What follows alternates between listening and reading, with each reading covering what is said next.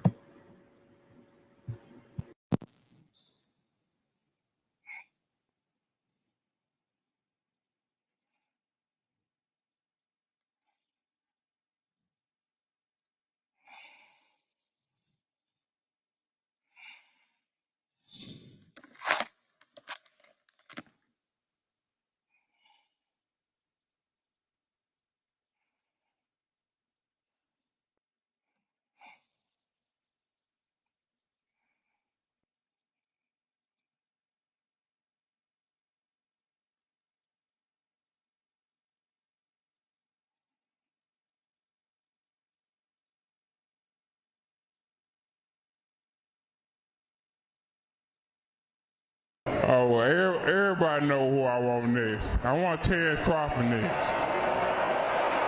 You're going to make that happen? Huh? You're going to make that happen? Oh, definitely. That's the fight that I want. That's the fight everybody else want. Like I said, I'm going to get these straps that I'm going to go over there and take his shit too. All right. Errol, congratulations. Terrific fight this evening. Thank you, man. Now, strap season, y'all know what time it is, baby. Terrence, I'm coming for that motherfucking belt. All right.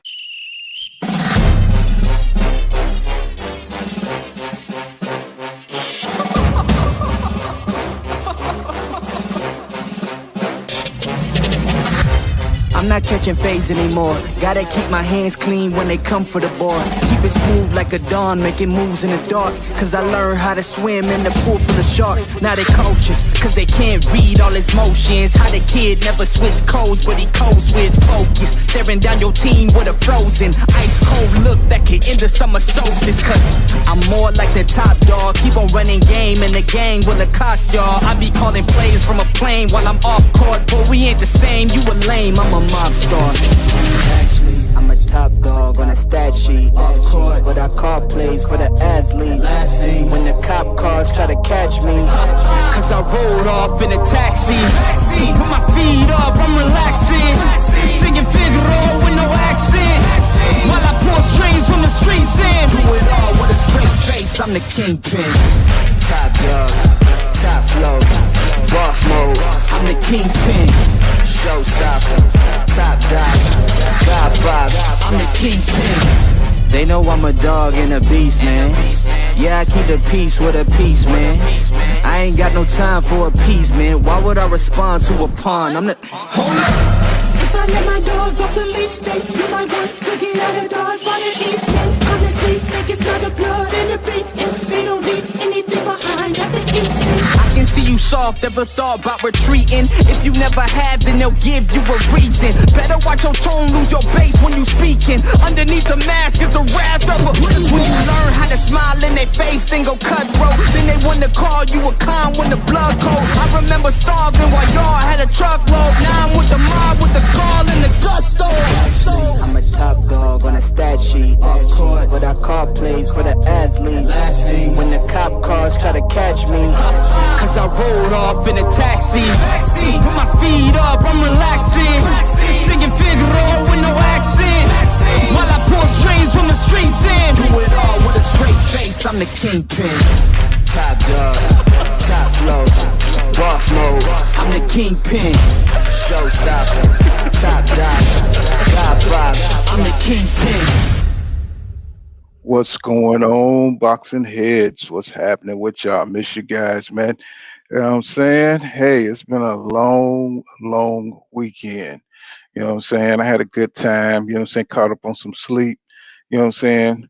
Worked on some videos. Y'all probably see them out there. Um, you know what I'm saying? But, we got a lot of, beef between Tank Davis and, the Fabulous, three. or the Fabulous Four now that Shakur's up at 135 and look like it's going down. But let me holler at my people before we get into all that. Schizo Paul, what's going on? He said salute for counting near body. That's what's up, bro. And film study, what's going on, my brother? He says, pull the intro is fire. I handcrafted that myself, my brother. You know what I'm saying? And you know what I'm saying, it just kind of all came together, man. You know what I'm saying? I just got the right music, and you know what I'm saying, I came across that track, and you know what I'm saying, I just put all the other stuff together. You know, I do my own editing and all that kind of stuff. You know, I ain't big enough to hire no editors and nothing like that, so I do it all myself. You know what I'm saying? That's why it takes so long to get some of this stuff up out of here, man. It takes a long time to edit. It takes a lot of time away from, you know what I'm saying, your loved ones and everything, because you know, you got all kind of shit be going on around you, and you be trying to edit and shit, and people be trying to go get. You got to go get eggs and shit, and you gotta, you know, what I'm saying, stop and go do this, and you know, what I'm saying, you got to, you know, spend time. You know, what I'm saying, man, it's crazy. I don't even know how the hell I do it. Tell you the truth, you know what I'm saying. But I just love boxing so much, and I, you know, what I'm saying, like talking with other boxing heads. You know, what I'm saying, this is our own little. This is our own little thing. You know what I'm saying? We like the mafia. You know what I'm saying? This is our Costa Nostra. You know what I'm saying? When we get together, you know, we're gonna do our thing. You know what I'm saying? Me and you know, we don't get together and go out and shoot ball no more because motherfuckers are crazy out here. You know what I'm saying? You can barely, you know what I'm saying, go out without there's a mass shooting or some shit going down. So, you know, this is our thing. You know what I'm saying? We ain't got to worry about all that. You know what I'm saying? We could talk about what we love, and you know what I'm saying, we can get down to it, man. You know what I'm saying? That's all it is, bro. You know what I'm saying? Just be able to hang out with some mature, you know what I'm saying, grown ass men, you know what I'm saying, talk about a grown ass sport, you know what I'm saying? But it's quickly turning into, you know what I'm saying, something that we don't recognize, you know what I'm saying? But we ain't gonna get on the downside because we got look like Tank Davis turning around, turning a new leaf. Um, you know, he's talking that good shit now. He's starting to sound like, you know what I'm saying, that fighter that we, you know what I'm saying, we want him to be. And even though he's still kind of, you know what I'm saying, he still got a little residue of bullshit in him, you know what I'm saying? Because, you know, on the interview, you know, he was saying how you know, he's kind of got like this love-hate relationship with the fans because the fans want to see him fight certain people. And he don't feel like he has to. You know what I'm saying? And it's just kind of crazy. What's going on, B Dog? You know what I'm saying? What's going on, Asante L? I see you out there, my brother. I see you in the comments and stuff battling, you know.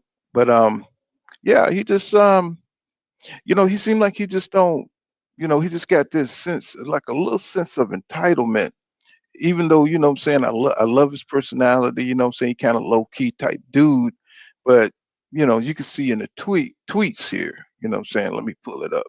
Let me share my screen. Let me share my screen here. You know what I'm saying, show you what Tank be saying. And you know, every time I wake up, Tank done said something crazy. And you know, but you know, I understand because you know there's been a lot of people on his case. You know, he said just so it's clear. He said I don't fuck with none of them. He said so stop trying to buddy. I don't rock with niggas, and that's just how I'm coming. He said ain't no more talking after these two fights. Tell the promoters, let's make something happen. Okay, okay, I hear you, Tank. All right, that's what we talking about, bro. You know what I'm saying? So I don't think Tank is one to clout chase. You know what I'm saying? I don't think he's one to clout chase. That sound like he's putting there's a shot across the bow. You know what I'm saying? Like he letting motherfuckers know it's time to rule the division. And that's what I want to hear. That's what I want to hear. That's what I'm talking about. I get excited, you know what I'm saying, when I see, you know, highly skilled fighters that want to go ahead and test themselves against the best. And now that he's released from Mayweather Promotions, from what I understand, you know what I'm saying, this is his first fight under Hector Garcia that he's under his own thunder, you know what I'm saying, with the PBC. He's still signed to the PBC, but he's not under Mayweather. And so, you know what I'm saying, he's his own man. And you can see Mayweather making different moves with different other young fighters. And you best believe he's going to get some of them guys to come straight at Tank. You best believe that. What's going on? What's going on, Alexander 89? He said, OG respect. He said, do you think he's still gonna? Oh hell yeah. Oh, Tank done already put his foot in it, bro. You know what I'm saying? Just like when your mama put a foot in that macaroni and cheese and them greens, he put his foot in boxing already, bro. People love Tank, bro. You know what I'm saying? I mean, you could just I could go to I could tell when I go to his old fights. You know what I'm saying? I still be excited watching him, you know what I'm saying, fight Leo Santa Cruz or um, you know what I'm saying, Gamboa, even though you know the outcome. That kid is a star, bro. That kid is a real star. I mean, people are interested in him. I could do a video on Tank Man, and that shit gonna hit 1,000. You know what I'm saying? He got that it factor. And you know what I'm saying? He just, you know, he got the power, he got speed, he got everything, man, that you can ask for. Only thing he don't have is size. And he make up for that with that explosiveness, man, and all that athletic ability, that God gifted athletic ability, man. You can't that dude is something special. I just wish he would have not came up under Mayweather, you know what I'm saying? Because I think a lot of wasted time. I think he wasted a lot of time under Mayweather. So film says Tank Teller won everyone at 35. I'm your Huckleberry. I'm laughing my ass up. That's what I'm talking about. I'm your Huckleberry. God damn it. And Hill's coming with him. God damn it. You go tell them curs. You know what I'm saying? That I'm coming. God damn it, Tank coming, god damn it. You know what I'm saying? I'm just, you know what I'm saying? I like all these guys equally, believe it or not. But it's something special about Tank. You know what I'm saying? Because I guess because he's the smallest one, and I know that's kind of weird. You know what I'm saying? But it's because he's the smallest one, and he's damn near the strongest one. You know what I'm saying? So it's some kind of unique about that. You know what I'm saying? That he's like a little Mighty Mouse or some shit, and a little mini Tyson that's gonna take over the damn division. That's gonna be incredible. I mean, that's incredible. When he beat Marius Barrios, man, that was incredible. His first time to 140, and everybody was like, "Damn, Tank going up to 140. You know, he too little for 140." Man, he went out there and walked that man down, and knocked his ass on out in the 11th round, bro. That shit was amazing. I went when Tank fights. I guess it's because he's so small, but he's powerful. You know what I'm saying? And you can't help but you know what I'm saying, get caught up, you know what I'm saying, and what he might do and when he's gonna catch a motherfucker. And it's like, wow, when he do, it's like off the chain, bro. It's like, yeah, you know what I'm saying? He just got that the excitement when he fights, you know what I'm saying? And even though I like when Devin Haney fight, I love his skill. Excuse me, y'all. Ugh. I love his skill, and I love Shakur Stevenson's skill. You know what I'm saying? I love the science, sweet science of boxing. It ain't nothing like Tank. That anticipation of that. You never know if he's gonna. He hit one dude. He hit one dude. I forgot the dude. He hit him like with 6, 7 uppercuts. You know what I'm saying? When he was hanging on the goddamn ropes, I was like, God damn. I was like, it's like you never know what the hell Tank's gonna do. And then one fight, he was having a hard time with this dude because he was all awkward. Then Tank just slowed it down, and then he just leapt forward and just cracked his ass from across the ring and knocked his ass out. Some Indian dude. I mean, that kid is incredible, bro. That kid is incredible, man. I mean, he's given us some exciting knockouts, even though the guys may not have been, upper echelon, top notch. He's given us some really great knockouts. You know what I'm saying? And that you can't ask for more than that. You know, especially when you're building yourself. GD says, "Yo, Pool." He said, "What it do?" He said, "What it do, soldier?" He says, "They got everybody on that undercard." I saw Ennis against some Karen, something I can't what on consonants and the name and who else is on there? I was just looking at the shit. Let's see. It was damn. See, I got the shit on my page. But yeah, they got everybody on that thing. You know what I'm saying? That's pretty cool. Um, yeah, I'm looking forward to see Ennis. You know what I'm saying? Collect his next win because I don't know who this Karen is, but he's in for a rude awakening. Oh, did I read all of that? He says they got everybody on the undercard. It's good to see Mayweather not being there, which means Tank's about to get in the shuffle after he stops the Garcias. Yeah. And you ain't got to worry about seeing Mayweather grabbing the mic.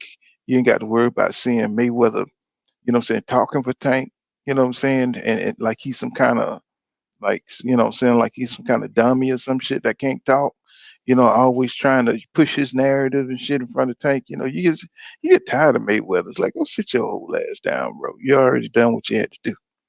um B Dog said, I agree. Said he's at a point where he doesn't need Floyd or Leonard anymore.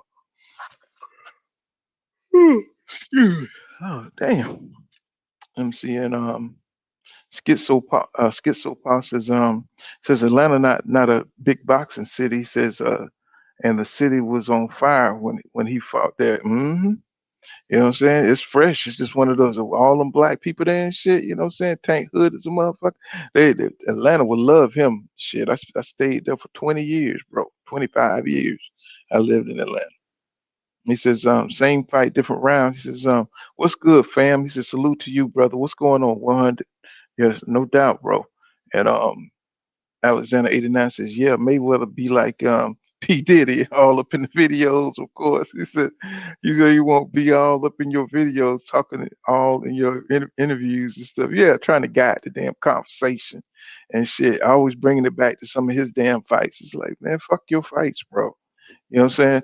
You always always notice that Mayweather got a fight right before Tank or during round Tank time so he can go make his money. And it ain't nothing wrong with that, but he just be crashing Tank. You know, he be playing him too close. And of course, Mayweather suck all the oxygen out the goddamn room when he there. So, he loves the fucking limelight, which makes you dislike him. You know what I'm saying? Like, get your old ass out the way and let this young man shine. You know what I'm saying? Let him get some credibility. You know what I'm saying? Let people see who he is. I mean, how long Tank been fighting and we just getting around to see what his personality like. You know what I'm saying? Because Mayweather's always up front, talking to the damn media and shit. He can't even, I mean, I know he can get his own, crowd of people, whatever, own coverage, but I just hate to see him leech off that little young man like that. Yeah, Lamont Pete, huh? Is it Anthony Peterson or Lamont Peterson? Because Lamont Peterson retired, right? Um, Damn, I thought he was retired, unless he coming back for just another payday. Because I thought Lamont Peterson retired when Lipinus retired him on the stool and stopped him or whatever. It's the same fight, different rounds. Says Boo Boo Boots. I know Boots fighting some Karen. How your name gonna be damn Karen, bro? You know what I'm saying? That's embarrassing, bro. I just would have changed my name for this one fight. You know what I'm saying? Don't come in America and shit. Your America debut and your name Karen, nigga. We can't do that. And Boots, he better not lose to no damn Karen. Not no dude named Karen. That shit is that's beyond embarrassing. Let's see. YK Mill says he says Tank is loved. He says, but on the internet he got to be the most hated lightweight I've ever seen since Mayweather. Well, I mean, I don't really, maybe because I don't be on the net like that, but I don't really see a lot of hate for him. You're saying most white guys love power. White people love power and shit like that. They love Tyson. Love hate. You know what I'm saying? And I guess, I mean, I don't know. I just never got the feeling that people hate Tank like that. If anything, they hate Devin Haney because he the one who don't have any power, but he got skills. You know what I'm saying? And like Floyd Mayweather, you know what I'm saying? In the second half of his career, he didn't have the power because he was fighting at heavy weights. He was always fighting at 154, and that's the max. You know what I'm saying? He could really go. Um, so his power didn't really carry over up into the up into the end of his career because of his hands and all that stuff. And but people tend to not like boxers, pure boxers and shit. You know what I'm saying? Because they don't really love the sport like that. You know, and that's, I mean, I understand. You know, what I'm saying it ain't for everybody. Boxing ain't for everybody. He says, YK Mel says, Tank is love. Oh, I read that. What's going on, Dave Skate all day in the building? You know, what I'm saying one of the original pool counter boxing crew. You know what I'm saying? Dave Skates all day. He says, peace, peace, peace, pool. What's good with it, man? You know what I'm saying? I'm chilling, bro, like a villain. You know what I'm saying? Y'all gonna hear some of these oldie goldies, you know what I'm saying, when you over here.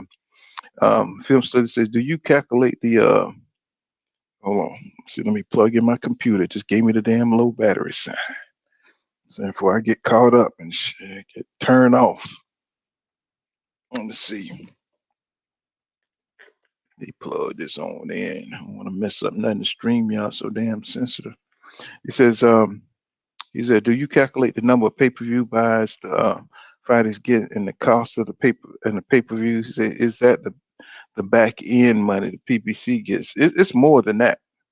You know what I'm saying? Back end money is everything tied to sales and whatever they put in the sales package and, you know, the TV pay-per-views and, you know what I'm saying, and the promotions, the patches, and they got all kind of shit in there. That's why it be so much damn money. You know what I'm saying? And people don't realize that these fighters are making great money. They walking out of there with, you know, 10 million and 6, 7, $8 million paydays, depending on whatever the back end does. And but it's a compilation of a lot of sales, you know what I'm saying, that they got going on. I don't know exactly what's all in it, but I know it's a whole, you know what I'm saying, it's like a whole, you know what I'm saying, um, what you call it, you know, it's just a lot of everything in there, and that's sold together, and they get a percentage of it. You know what I'm saying? They do very well. You know, imagine if EJ agreed on just getting um, back end money and no guarantee. You know, the money has to be good, right? Money got to be good, bro. You know what I'm saying? Because you know he ain't even worried about the damn guarantee. Because the guarantees usually is pretty low. It's probably about 1.2, or they always give like a little low guarantee up front. EJ was like, "Fuck all that. I'll just take the back end," because he already know. You know what I'm saying? That's where the money at. Let me see. Boli says, yeah, Demetrius Andrade and oh, I wish they. Oh man, Rashidi Ellis are two guys that will benefit hugely from this exposure. I told y'all that he signed with the PBC. You know what I'm saying? This was like a. I had got this from another source that he had signed with the damn PBC, and it's about time that he made this move. I don't know why these guys be making these damn moves this late. You know what I'm saying? Why they make these moves late in their damn career? He should have been over there. He should have never messed with the zone. You know, the zone put his ass in there, you know, to keep him away from Canelo and Triple G. It's just a damn shame. I mean, you see what they did to Rigondeaux, so you already know how the game is. He says, Demetrius, okay, I read that. Benefits you. And he says, Alex Shields Jones says, he says, Charlo versus Andrade would be too late. He said Boo Boo is too old for Charlo. I don't. He said I don't know if I take that fight if I was Boo Boo. Mm, I don't think you're too old. You know what I'm saying? I don't think you're too old to take that fight. I mean that's a fight he really needs. Tell you the truth, for his legacy. They both You know. need that shit. Yeah, Jamal. Yeah, yeah, most definitely. Well, that's gonna probably be the best fight of next year. One of them. Oh yeah. Yeah, I'm just glad he's finally with the PBC where he can get set up. Well, he ain't with the PBC. He got a direct deal with Showtime, like Tank and Boots Ennis. I thought he with PBC. Nah, Somebody told me he signed with PBC. he signed with Steve Espinosa. Oh, okay, directly. Yes, sir. Man, that was a damn smart move. That was a power move. I guess he must be looked at the lay of the land and seen how Boots Ennis did it. Because I really, if it wasn't for Boots Ennis, I don't know anybody else who signed directly with a company besides Mayweather. You know what He, I'm saying? he Who did if it? A lot of fighters want to do it, but it's just Showtime wants to do it. Showtime just don't do that to any type of fighter. Right. They do it to motherfuckers that they know gonna do something. And like Demetrius Andrade, they know that man could be a world beater for real. Like, Yeah, but if you look at the way he's moved, I'm surprised that they did that. You know what I'm saying? Like, backing out of deals and shit, and saying not really halfway. Being that got one foot in the sport, one foot out the sport. well, he know this is his last chance right here, and he can't do that with Showtime because if he do, then he's up to shit street. And you see, they Mm-hmm. already humbling him. They putting him on Tank's undercard. You feel me? Mm-hmm. So So, Tank and Boots the co-main, man. That's gonna be a hell of a fucking card right there. man, what you talking about, man? They trying to end the year, saying pretty good because it was a bunch of bullshit here on the tail end. That's starting the year, January the 7th. Mm, That's kicking the year that's off. right. That's right. I thought it was damn Jane. Damn, I don't know what the hell I'm thinking. Like I just because I saw the press conference, it kind of put me in the mind that the shit was happening soon. That's what it is. Did you check out the press conference? Yeah, I watched it. I seen Tank and old boy playing. Mm-hmm. Yeah. Garcia ain't coming to lay down though. I'm gonna tell you that now. Oh, you saw that look? That nigga was deadpan with it, wasn't he? He was cold blooded with it, right? Hell yeah. I'm Garcia talking about. the fighter Hmm. now. I mean, he looked like he came in like he a soldier or some shit. Yeah. Just straight serious face, just like he did Chris Covert. Say The way Chris he did Covert. Colbert and the way he did that what's that champion name he just beat? I don't know who he just The beat. 130 champ that everybody was trying to get a hold to. He just took his belt. I don't know who he I ain't know who he just fought. I thought his last fight was Cobra. He had another fight. Yeah, the dude that Colbert was supposed to be fighting. You know, damn, what They the were fuck? fighting for a damn interim belt, wasn't it?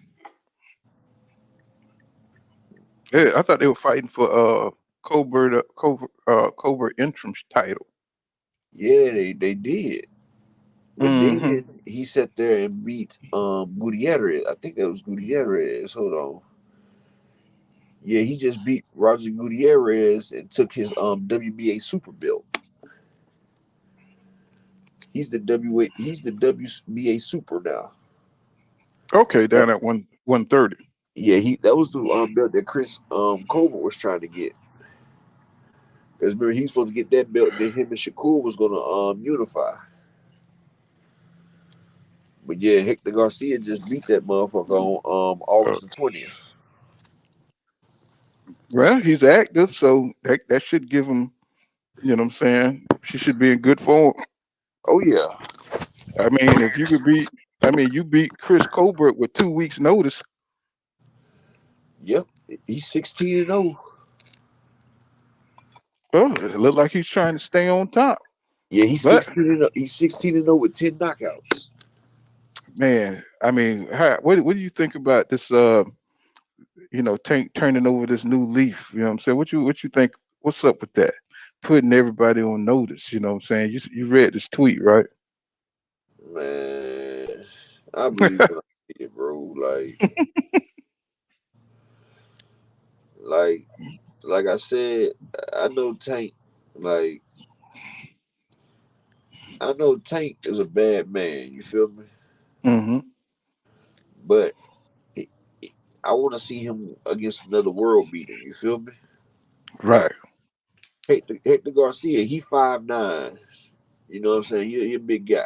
He's a big Mm, guy, and he's got some decent skills. Like he might be one of the like pound for pound. He gonna be Tank probably Tank's toughest challenge besides Leo Santa Cruz because Leo Santa Cruz just didn't have enough to do shit to Tank. mm-hmm. Leo Santa Cruz is too light in the ass, no matter how you say it.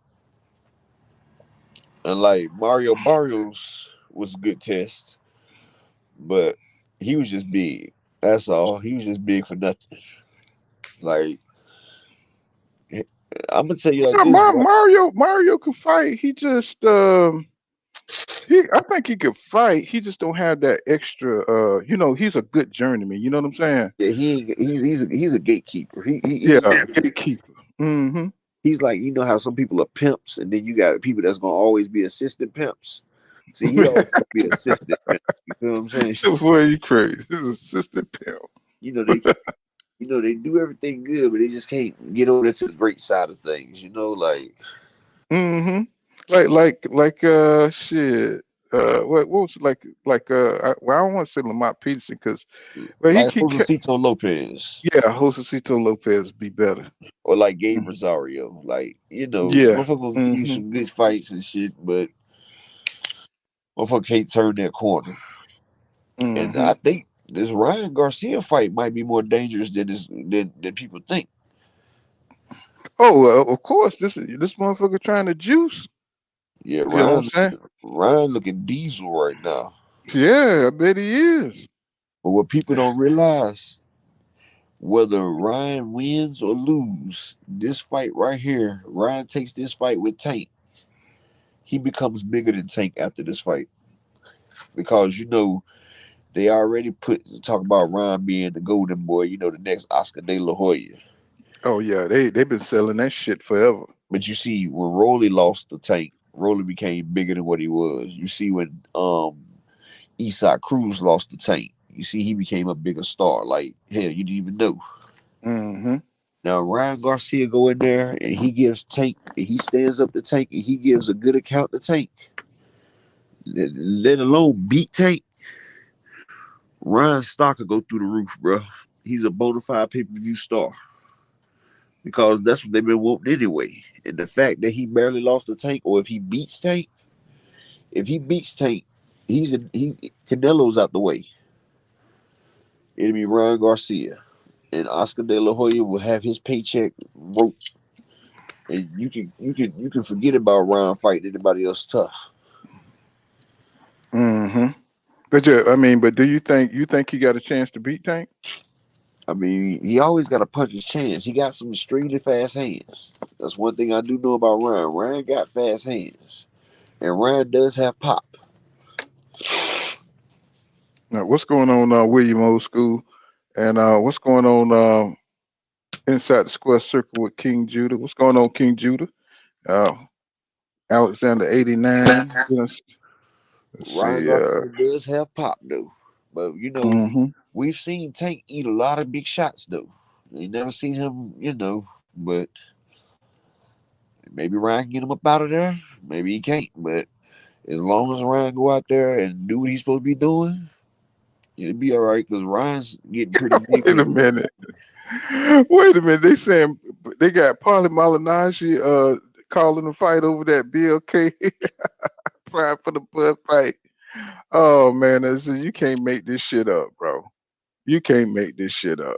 man. That BLK shit probably won't do 5,000, bro. Bro, you can't make the Paulie. How far we have fallen, my brother. Mm, mm. Oh boy. Man, how far we have fallen. The chickens have came home to Boy, I'm gonna tell you roost. one thing, boy. Terence Crawford getting it from everybody. Now he has to go on the MMA platforms to speak because everybody knowing he a duck now. Mm-hmm. You see I him see. do you see him do that 20-minute talk on the MMA platform the other day. Mm-mm. Because all the boxing people they done with Crawford. So he just need to shut up. Hell, he done with boxing. Alex Shear Jones says Crawford had a 10 million guarantee and a small percentage of the back end, and he still said no. He's a coward duck. I agree, bro. I agree with all that, bro. 100%. William Old School says he says Bud ain't going to sell 10,000.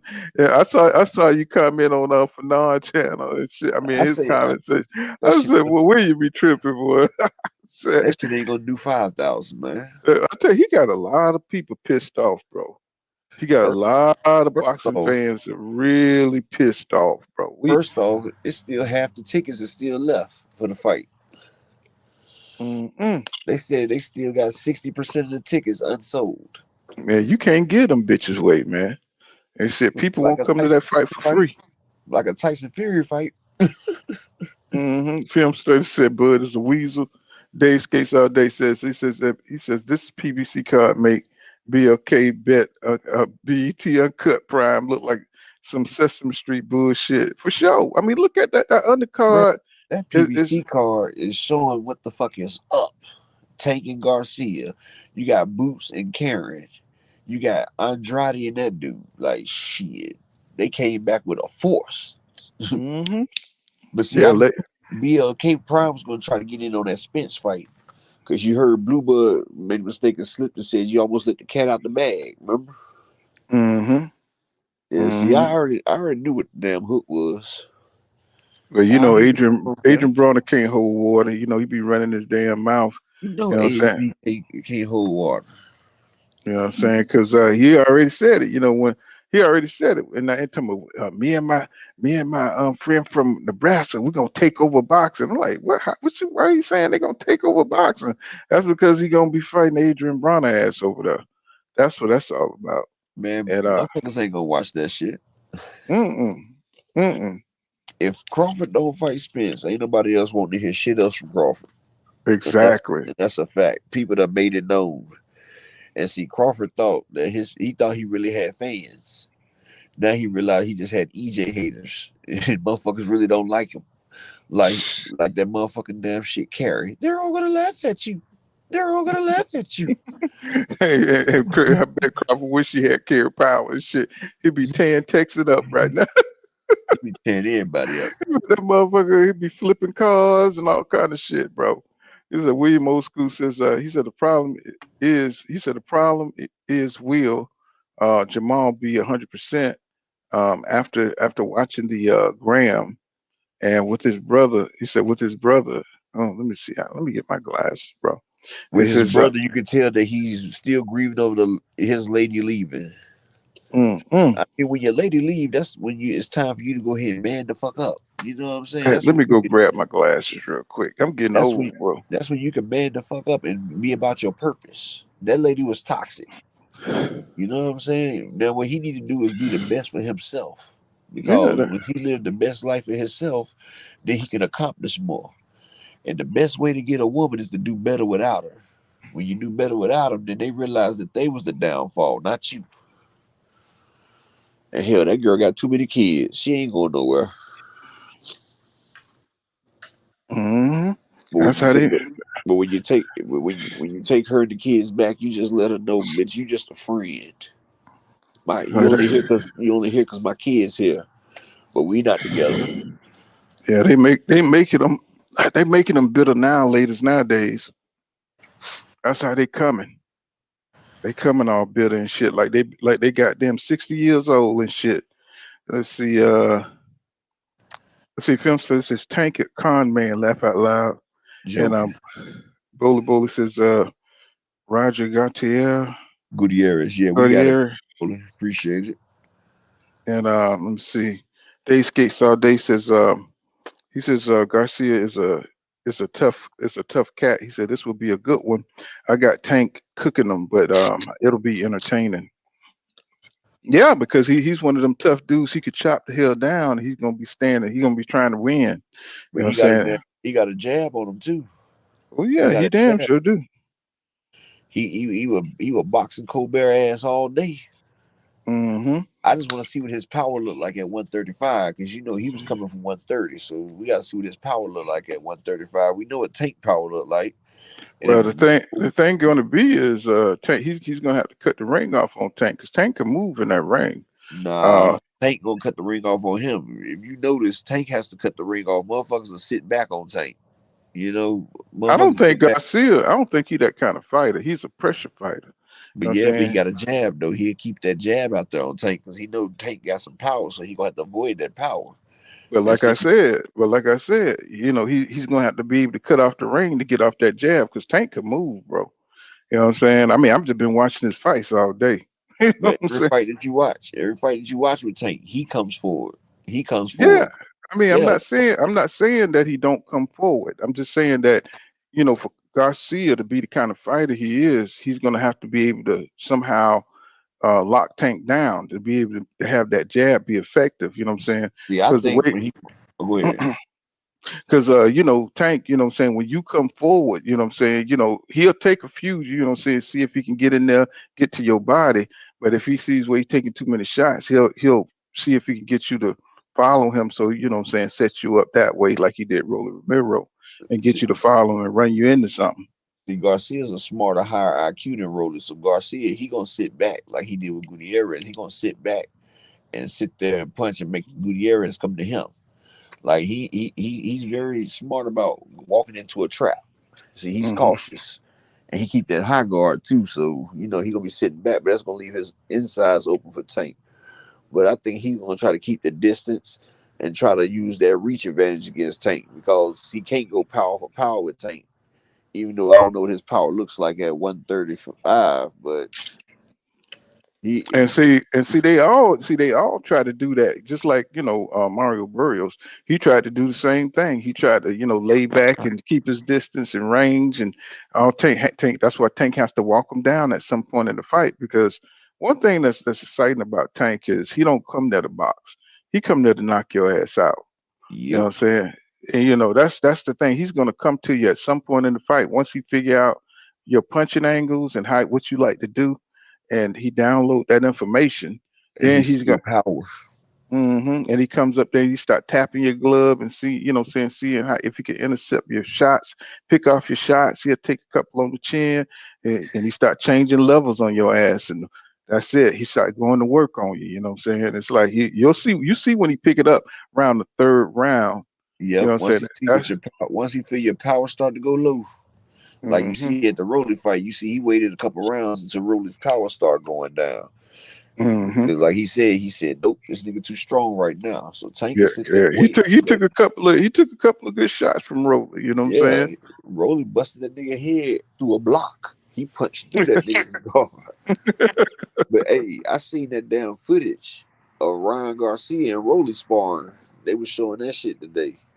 Man, Rolly was tearing Ryan Garcia ass up. He was hooking that nigga at will. He almost dropped Ryan. Man, Rolly is a strong kid, man. You know what I'm Did saying? you He ever ain't see that? nothing to be. You ever see that footage of him and Ryan Garcia sparring? No, I never saw it, but I just could tell by the way he was fighting Tank, man. That Well, motherfucker when got. you get off, or hell, you can do it now. Pull up that Rolly Romero and Ryan Garcia sparring. We can look at that shit on here. That shit was See, crazy. what is on his Instagram? I just type it in the YouTube stream thing, like Well, Rolly well, Romero versus Ryan Garcia. let's see. I don't want to get a damn copyright strike. Let me see. Fair use. Let's see. Let's see. Let's see. You said Rolly Romero. Ryan Garcia. Okay. This is there. It is. Boom. Okay. So let me share my screen. Let me take that off. Let's see. Okay. Stop sharing. Go to Roller Ramiro. Share my screen. Let's see. Let's see. See what you talking about. Boy, that shit was amazing. I said that's why Ryan Garcia betted that 20,000 against Tank.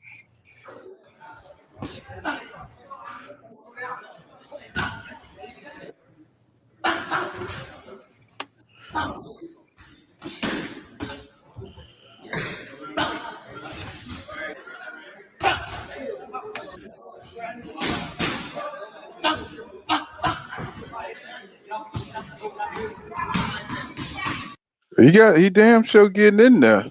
He Nah, getting you them ain't shots seen it in. yet. You ain't seen it yet. No, I got to stop it periodically. You know what Oh I'm yeah, I saying, know, I know. and talk on it. Oh yeah, I know for copyright. Mm. And Rolly got power. Look at him. Look at that power. He got some speed too. Yeah. Look at his hands down and shit. That shit hurt right there. You see that Look, body shot hurt, Ryan, boy. look at the rough house now. Ryan Garcia. Look, that body shot folding around. You see that? Uh-huh. one, Rolando. More than Bro, one. depend on that damn left way too much, bro. Verga. Woo! More than one, mijo. It look like Ryan is starting to, saying, get his time and saying, look like he's starting to cook a little bit, you know what I'm saying? Nah, Rolly about to get his time. Okay, let's see.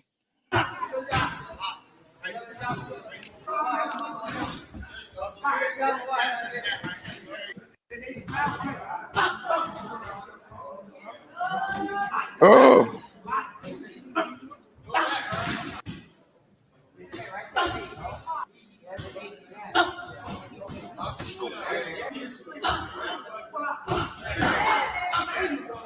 Woo! I'm telling you, man. I think Ryan gonna fold, man. When he fight Tank, I think he gonna fold like a motherfucker, bro. I just think so. He don't react well, bro. But Cause Rolly hit Rolly got. hard though, boy. Did you see how them body shots keep affecting Ryan and Rolly catching with them good bodies? I'm surprised he agreed to this sparring, but they probably got him in there to toughen him up. Yep. Let's see.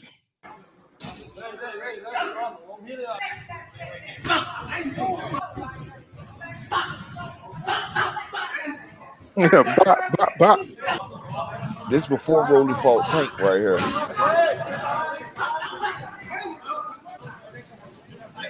Okay, Rolly got that timing down now. Woo! Woo! Look, Rolly got his timing now. Look, he got up out of there.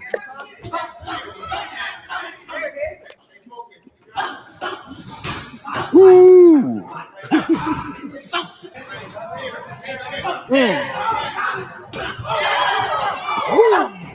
Oh my God!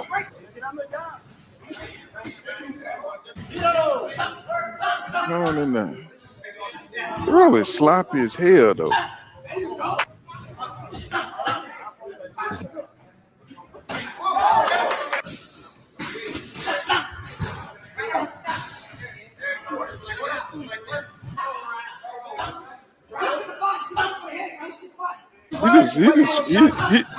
He's just trying to There you go. maul. All right, he's just trying to maul this kid, man, and all that holding, it ain't helping him. He should know that you can't hold on to Rolly, man. This dude is too rough. Exactly. Look, Ryan keep clinching on his ass. Look. Beat, he trying to beat Ryan ass. You say you're supposed to go half speed and sparring, don't you? Look, fool, look at him. He done got that timing down. Oh man, that's crazy. I know he was like, "Hey, get his ass up out of here." Hey, that nigga kept trying to clinch Rolly, boy. Yeah, it was another one though that they did half a round. After that, they stopped it. They said, "Hell nah," because Rolly kept catching with that left, and they was like, "Look, that's it." Yeah, Ryan. Ryan's like, "What the hell going on, bro?" Let me read some of these comments. I know I'm behind. What's going on, Mr. Machine? I see you out there, my brother. Thanks for sliding through, bro. Says same fight, different round. He says, I'm glad to see Tank put on his big boy pants. That's what your boy Calvin said. You know what I'm saying? He says because he can draw his own crowd and money. He just have to start fighting these other lightweights, Dev, Shakur, and the rest of them top fighters. Loma too. Yeah. Not a long list, you know what I'm saying? Because them guys, they're gonna be floating on through there, he need to go ahead and knock their ass off because I don't see Tank really fighting. Maybe a couple of fights at 140. You know what I'm saying? I don't see him going up to 147. He probably could beat a few guys up there though. Let's see. Karen Battle says at 5'5", 135. She said KOing. going bigger, KOing bigger fighters. She said without getting KO'd is why Tank's the man. And Alex Shear Jones says Ryan brought some of some of that Canelo Mexican meat. For sure, man. It's like, I hope he don't get caught juicing and fuck up the fight. You know what I'm See, saying? That's gonna be. Hmm. really, all Rolly got to do is get a little bit more control. And Rolly, all right, though. That was before the Tank fight. And, Rolly been training more, perfecting his damn skills a little bit. He need to, cause shit, that nigga's a runaway train. But, And hey, once that, he was landing, though. neither he got some quick feet now. Yeah, he used to He be a got, martial artist. So, he got quick feet yeah, from that. yeah, he got quick feet. He But you see, says, them body shots was folding around, too, boy. He felt them body shots.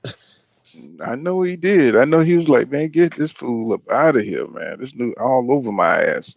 He says, same fight, different rounds. He says Ryan got to stay out that shit. Win or lose or draw. He said that boy Ryan is just going to pump up his resume. You know what I'm saying? Time for pumping up resumes is over. It's time to get in the ring and show what you got. You know what I'm saying? You got a great amateur background. You don't went rounds with Devin. You don't went rounds with some of the best of them. So he should be able to get in there and perform. Alexander 89 says never. He says never said he didn't. So what the cap? Karen about. He said I said hate being money. I said hate being bringing money. I got damn shit on my damn screen. He said hate. He says I said hate bringing money. That's how Mayweather got his bag off the hate. Here he go, the Judah. What's going on, boy? This is on and popping. But somebody must have told him we talking about Tank. Yo, what up? What up? Hey, Look, Judah, man, yeah, I've been listening. What's up? Hey, Judah, you see how Rolly was giving it to Ryan? Yeah, I seen it. I heard what you said too. I agree, bro. You said, man, Ryan just don't have no control, no real fundamentals, bro. But that dude, he got a lot of power. And you can tell, bro, what's make the Ryan dangerous. I mean, not Ryan. What make him dangerous is that when he see an opening, bro, he don't hesitate to try to hit you. Hell no. That make him dangerous with that power, bro. He not hesitating. He like Mike Tyson. Well, what make him dangerous? He's Captain Caveman. You know what I'm saying? Because you can hit Rolly, and you know what I'm saying, he'll walk through that shit. You got to knock him took out. Tank 6 rounds to get to catch Rolly ass. Well, Tank he's got uncommon power. You know what I'm saying? I mean, but you're gonna have to hit that boy with something because he ain't scared. You know what I'm saying? You got to, that nigga, he like what I'm saying, like one of them fucked up kids in the head. You know what I'm saying? Ripping up toilet stools type strength, man. That dude there. Yeah, we can't say Derrick James can make Rolly a champion, bro. Hell yeah. Did you see the body shots that he was catching around with? Yeah. Ryan started. But it ain't just it's that rough housing, man. He knows how to get in the motherfucker head, bro. You know what I'm saying? All that elbows and putting your elbows in your neck and all that shit. Ryan started trying to clinch him. That's when he started doing all that damn roughhousing shit. You can't grab Rolly. Because that Rolly, he finna maul your ass. You know what I'm saying? You remember that one fight with Yidgets, man? How he did Yidgets? That shit was a shame how he did Yidgets, man. Throwing them all around the ring and flipping them. I can't say though, that boy right there, Ryan took some punishment. So Ryan know what it's gonna be like to get in there with Tank though, because Rolly hits hard now. So Ryan felt some of them body shots. Yeah, they trying to toughen them up and get them prepared. You know what I'm saying? That was Rolly before Tank though. Ryan was helping Rolly spar for Tank. Let me see. Schizo Paul says he said Jose Luis Ramirez. Jose Ramirez. He says Canelo. He says Oscar Valdez. All pop dirty for PEDs. He said Ryan was on that same team. He says body growing rapidly in short amount of time. Of course, you know what I'm saying. One thing you gotta say about Ryan though, Ryan also growing up. The man's 5'10". Ryan's 5'10". And he was a kid. Now he's in the 20s now. Like he's starting to fill out like Shakur filling out. Like it's hard for a 5'10" person to make 135 and 130. 5'10", that's the size of a welterweight, period. Maybe a damn super welterweight, because hell, Charlo is 5'11", and his brother's 6'1". Yeah, 5'10". Yeah, 5'10", tall as hell, bro. For somebody at 130. Yeah. Oscar De You La know, I Hoya mean, was that tall back then. Oscar De La Hoya was 5'11". That's why he hmm went on, and he went all the way to middleweight, 160. so being 6'6" at 154 is insane. Yeah, You that's know like what what I'm them. That's like your dude Paul. That was a welterweight. Paul Williams. saying? You Hey, know, but Paul notice with how they all. don't call him a height bully though. I know you talking about Fundora, but notice they don't call him a height bully. Usually if you're good and you're tall and you're black, they say you're too tall for the division. It's time for you to move up. Nobody calling for Fundora to move up, and I ain't mad at Fundora. I'm just pointing that out. Fundora No, gonna get his that's ass destroyed when he fight because Charlo or Spence though. that's because they put him on the hope list. You know what I'm saying? He on that hope list. You know what I'm saying? To knock out, you know what I'm saying, to beat Charlo. You know what I'm saying? People they If don't he like going against Charlo and Spence the way he Hey, did with Ocampo, he might as well pack his bags and go on pull, back down. pull. they don't Did what's you did going you on? did you just hear my interview with Tank No, on no, Twitter? You no. missed it. Yeah, I missed that. I can't hear Oh, shit. When Who I that you get right can't into get there? that, on there. I can't hear it. Oh Mm-mm. man, I'm gonna But upload it to my YouTube page. Who But yeah, that? I appreciate I just finished the one with Tank. Let me Who is drop a this? my YouTube page in your comments. Hold Who on. all that right. billionaire boxer? No, this lazy left OG, Oh, loyal to the soil. Yeah, on Twitter. If y'all on Twitter, then Mhm. you'll follow me. You'll know me. Let me read some more. Dave Skates all day. He says, never seen Tank wobble. He says, Garcia does have power, but he lacks a jab and has no footwork or no defense. And Karen Battle says, Mayweather was the money man before the new guys. Alexander, he's talking to Alexander 89. And, you know what I'm saying? Dave Skates all day says, BLK, BET Prime going to do double plastic this weekend. And it's almost like you can't miss it because you know the shit's gonna be a train wreck. William Old School say Ryan Garcia makes a lot of mistakes. He says Tank will capitalize on Ryan mistakes. Watch, I believe it. What's going on? PGH Big Dog in the building. What's going on, my brother? Always welcome, bro. Always here supporting the boxing channels, bro. All right, Say, I just typed it in the chat. But yeah, it went real good, man. He was real laid back, talking shit. Talking about he looking for he looking to come after this fight. He wants Shakur or Devin after the Ryan fight. He wants Shakur or Devin. He was like, them niggas just be talking shit. Them niggas they ain't really trying to fight me for real. Yo, oh didn't he man, want Devin? No, didn't he also want Devin after the Cambosis fight? Uh, because somebody asked him about that. It's like, you ever asked for you ever went to Floyd or Showtime and said, I want this fight? He said, no. He said, but them niggas ain't never came to me and wanted me either. They ain't never sent me no contract. But he said after Hector and after Ryan, I want Devin or Shakur. He gonna end up getting Shakur, man. I heard, man. Did y'all hear that interview with that FaceTime with Bill Haney, Devin Haney, and Shakur? They was talking, and I ain't watched the whole interview, but it sounded like to me they was just like clarifying some stuff that Bill had said in the past about Shakur. Shakur was basically saying like, look, man, I didn't like the way the words you used. You said your son was gonna beat the shit out of me. And Shakur was like, right. nobody gonna beat the shit out of me. He said, man, he said, your son a bad motherfucker, and I'm a bad motherfucker too. But you got people blowing it up like, oh, Shakur said he was fighting Devin next and this and that. I didn't get that out that interview or out there FaceTime. I think he was just saying like, when I fight your son, nobody beating the shit out of me. Your son either, nobody. No, well, Bill had said that in the interview when they were going back and forth, and Shakur wouldn't let him off the hook. You know what I'm saying? Because he had heard he had said that. He said that shit dead. All that shit, all that beat my ass. What you said, that's dead. You know what I'm saying? So he just letting them know, hey, I'm coming for everybody. Shakur think everybody is underrated, overrated at the lightweight division. So because they haven't fought each other yet in all this time. Yeah. So naturally, he's coming up there. He want to shake the tree to see what falls, what's shaking up here. You know what I'm saying? Hey, I'm here now. Now we all gonna fight and see But you who the know what? best. But Mhm. but one thing I can say, I can tell you, bro, he didn't. I listen to what people saying, how they say he got a lot of respect for Devin skills, bro. Not one time did he get up there and say he was gonna beat the shit out of Devin either. He was just No, saying he that don't. it's gonna be a fight. He like, man, look, it's gonna be a fight. And he said nobody gonna be I feel like Shakur real honest when he talk. He like, man, it's probably a possibility that Devin can win against me, but he not gonna beat the shit out of me. That's what I heard. He said, even if he do, basically he sounded say like, even if Devin beat me, he not gonna beat the shit out of me. I mean, we gotta understand. Go ahead. What's going on, Che? Go ahead, bro. Oh, but did y'all see that? You remember I told you a couple weeks ago that broadcast team they got for the Crawford fight? Oh yeah, Paulie Malignaggi. You know, Malik Scott was supposed to be on there, but Bud didn't want Malik Scott on there. But he okay with Paulie Malignaggi. Something wrong with this dude, man. We already know what it is. It's that Omaha bread, bro. It's that Omaha bread, bro. I'm telling you. You know, Bud got to do that brown.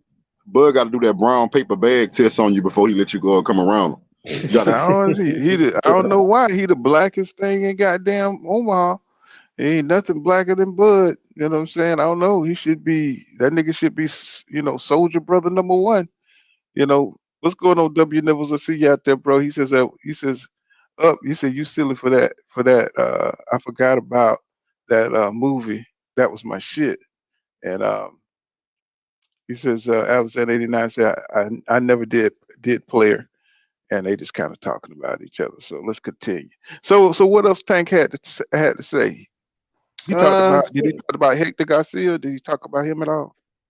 Yeah, he talked about him a little bit. Right. Matter of fact, right at the beginning of the interview. And he was saying he's a good fighter and he ain't no joke. He ain't no tune-up, he ain't no pushover.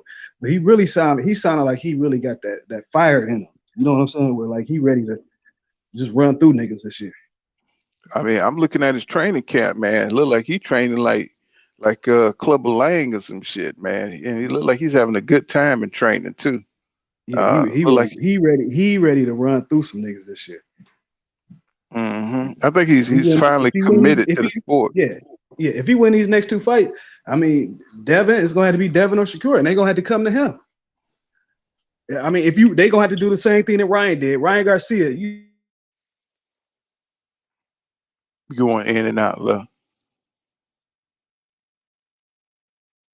Is it me? Because sometimes fight. So Devin or Shakur, whoever want to be next after Ryan, they're gonna have to go to Top Rank and say, I want this fight, make this fight. The same way Ryan did with Golden Boy and ESPN. Well, you know damn well Shakur, he's looking to make a statement. You know what I'm saying? He's the new gunslinger in town. And you want to take on everybody. I tell you who's the pay to turn down the fight next, turn down Shakur to fight next? No. I think you out. You there? Is it me? Can y'all hear him? I mean, I think you went out, bro. Hello? I'm here. Okay, I'm trying to see if left. He was about to give us some info. Left. Yeah, people are calling you on that dang phone. Let's see. Karen Bowles says he says everybody needs to communicate. Damn, everybody falling off. Like everybody falling off. I dropped the link again for him. He says everybody needs to communicate with Floyd instead of calling him jealous or greedy. You know what I'm saying? Let's see. I mean, I don't know why people trying to protect Mayweather. He a billionaire shit. Says W Nibble says Tank footwork so too nasty. And Elijah, what's going on, Elijah? He says Ryan Garcia has better timing than Tank. Really? It says Elijah says Tank needs another knockout to win. Karen Battle says Alexander 89 says Diddy has done anything to squash the beef, to stop the violence. Okay, we finna get all philosophical on this motherfucker. This is Alex Shield Jones says to me, it's Tank explosiveness that is hard to time or avoid. And that's big facts right there.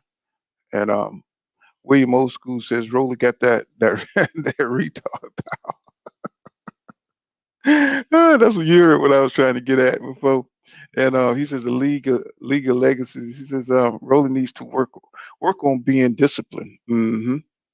And he needs to work on his boxing technique too.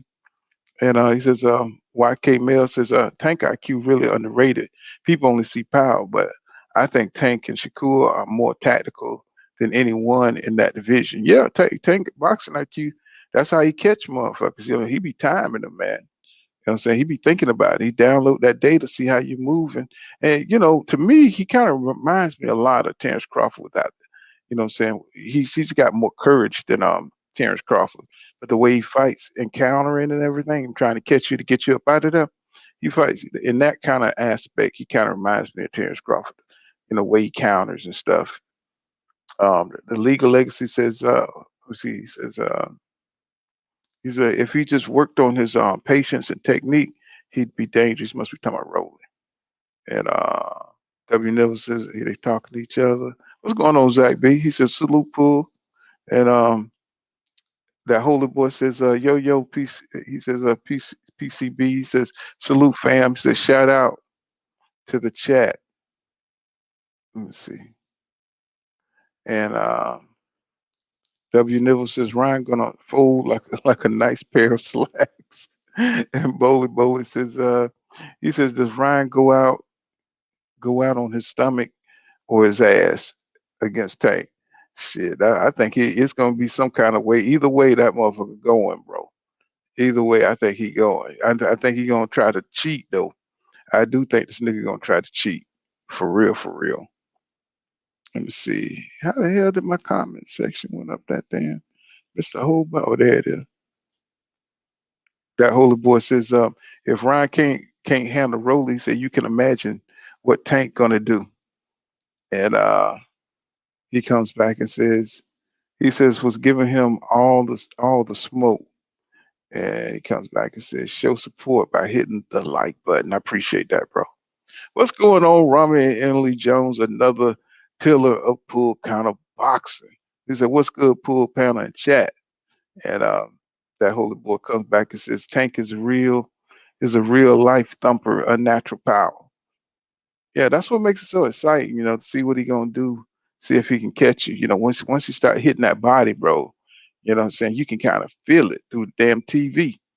And I said that holy boy says Rolly got that Tata strength. And what's going on, Queen? Miss Jolette says, good evening, fellas. Good evening, Miss Jolette. And let me see, B Dog says Rolly was beating yeah, he was beating his ass, bro. He said, yeah, he was. Ryan's soft, bro. He's soft. What's going on, Master Khalid? He said, what's up, Pool? And he said, William Old School. He says, Miss Elite Queen. What I'm saying? Don't be trying to take all the women in my chat. I don't get many of them here now. You know what I'm saying? William Old School, he from the old school. You know what I'm saying? He'll slide up in there with the Social Security check. You know what I'm saying? Take him out. Take him all the way from you. He says, chicken talk. He says, I'm a he said, I'm gonna upload the Tank interview tonight. He says, subscribe to this channel. No doubt. And let me see, Dave Skates all day said he's still keeping his chin in the air, of course. You know what I'm saying? That's a habit, bro. If you've been fighting a certain way for so many years, bro, it's hard to break them kind of habits. And Dave Skates all day said perfect recipe for Tank to send that nigga to the shadow realm. And let me see. Zach B says he says Tank is a dog. Tank he says Tank is, I guess, in dog shape. He said now we get to see who really wants it. Tank us looks vicious. Tank looks vicious. Tank us look vicious. Well, I know what you're saying.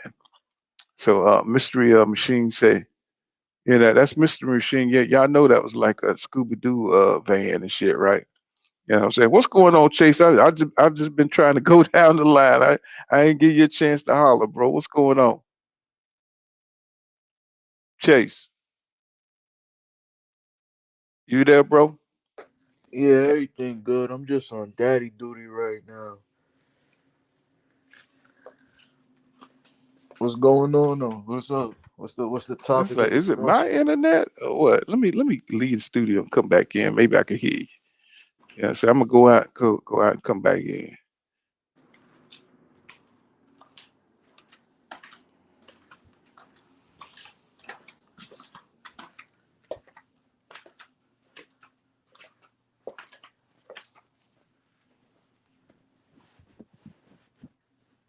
can hear you now.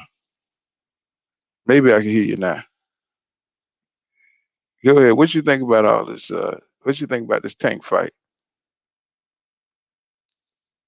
Can you hear me, Chase? Chase. I don't know what it is. Like we off tonight. What's going on?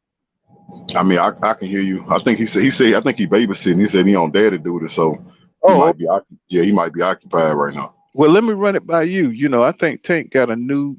Well, I ain't gonna say new.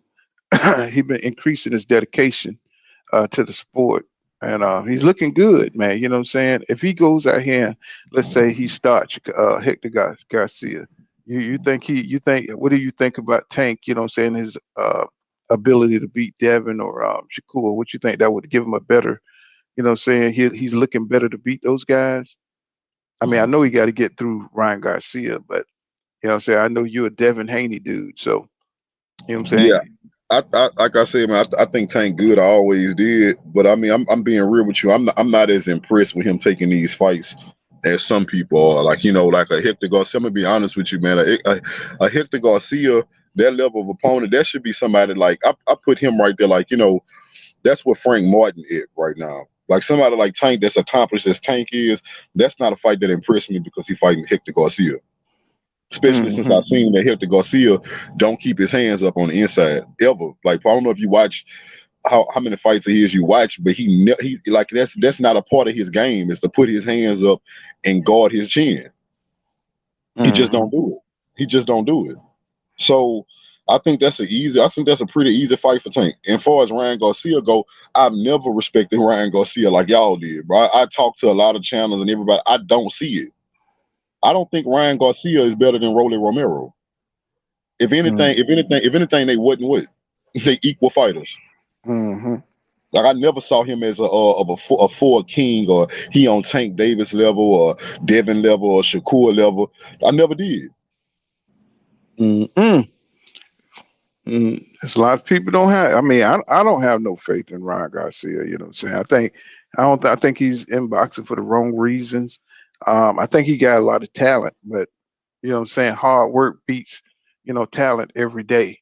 And I think if you type fighter dedicated to the what I'm saying to boxing, you're gonna beat Ryan Garcia. You know, and Tank is the most durable motherfucker I've seen in a minute because I went back and I watched his fights all day and I saw some of the punches he was taking. I said, man, Tank a tough little Yo, dude. that punch Barrios hit Tank with when Hmm. Tank just turned his chin and said, "All right," and stepped up on him. I'm like, "Oh nah, that's different." Hmm. Hmm. And I mean, if he could walk down somebody at 140 that's solid like that, he could definitely walk through Ryan Garcia. You know what I'm saying? Because he got tagged pretty good. And Marius Burrows can't hit. He almost mute you, bro. He says, because Mario Boris, so he can hit. You know what I'm saying? He says, can I be because he with themselves. Okay. So yeah, he can hit, So, that dude is tough, man. That's a tough little guy. Tank one of them guys that you probably have to knock out to beat him, you know, because he's gonna keep coming. I think he'll keep coming on like a Ryan Garcia. Now, would he do that against a Shakur? I don't think he'll have the ability to cut off the ring on Shakur or Dev. But the problem with Dev is, Dev like to mix it up. He likes to fight inside a little bit too close in that mid-range area. You know what I'm saying? To give Tank a chance to get in there, and hit him with one of them uppercuts. So but if he just kept it boxing, I don't think Tank could beat him if he just Yeah, kept it.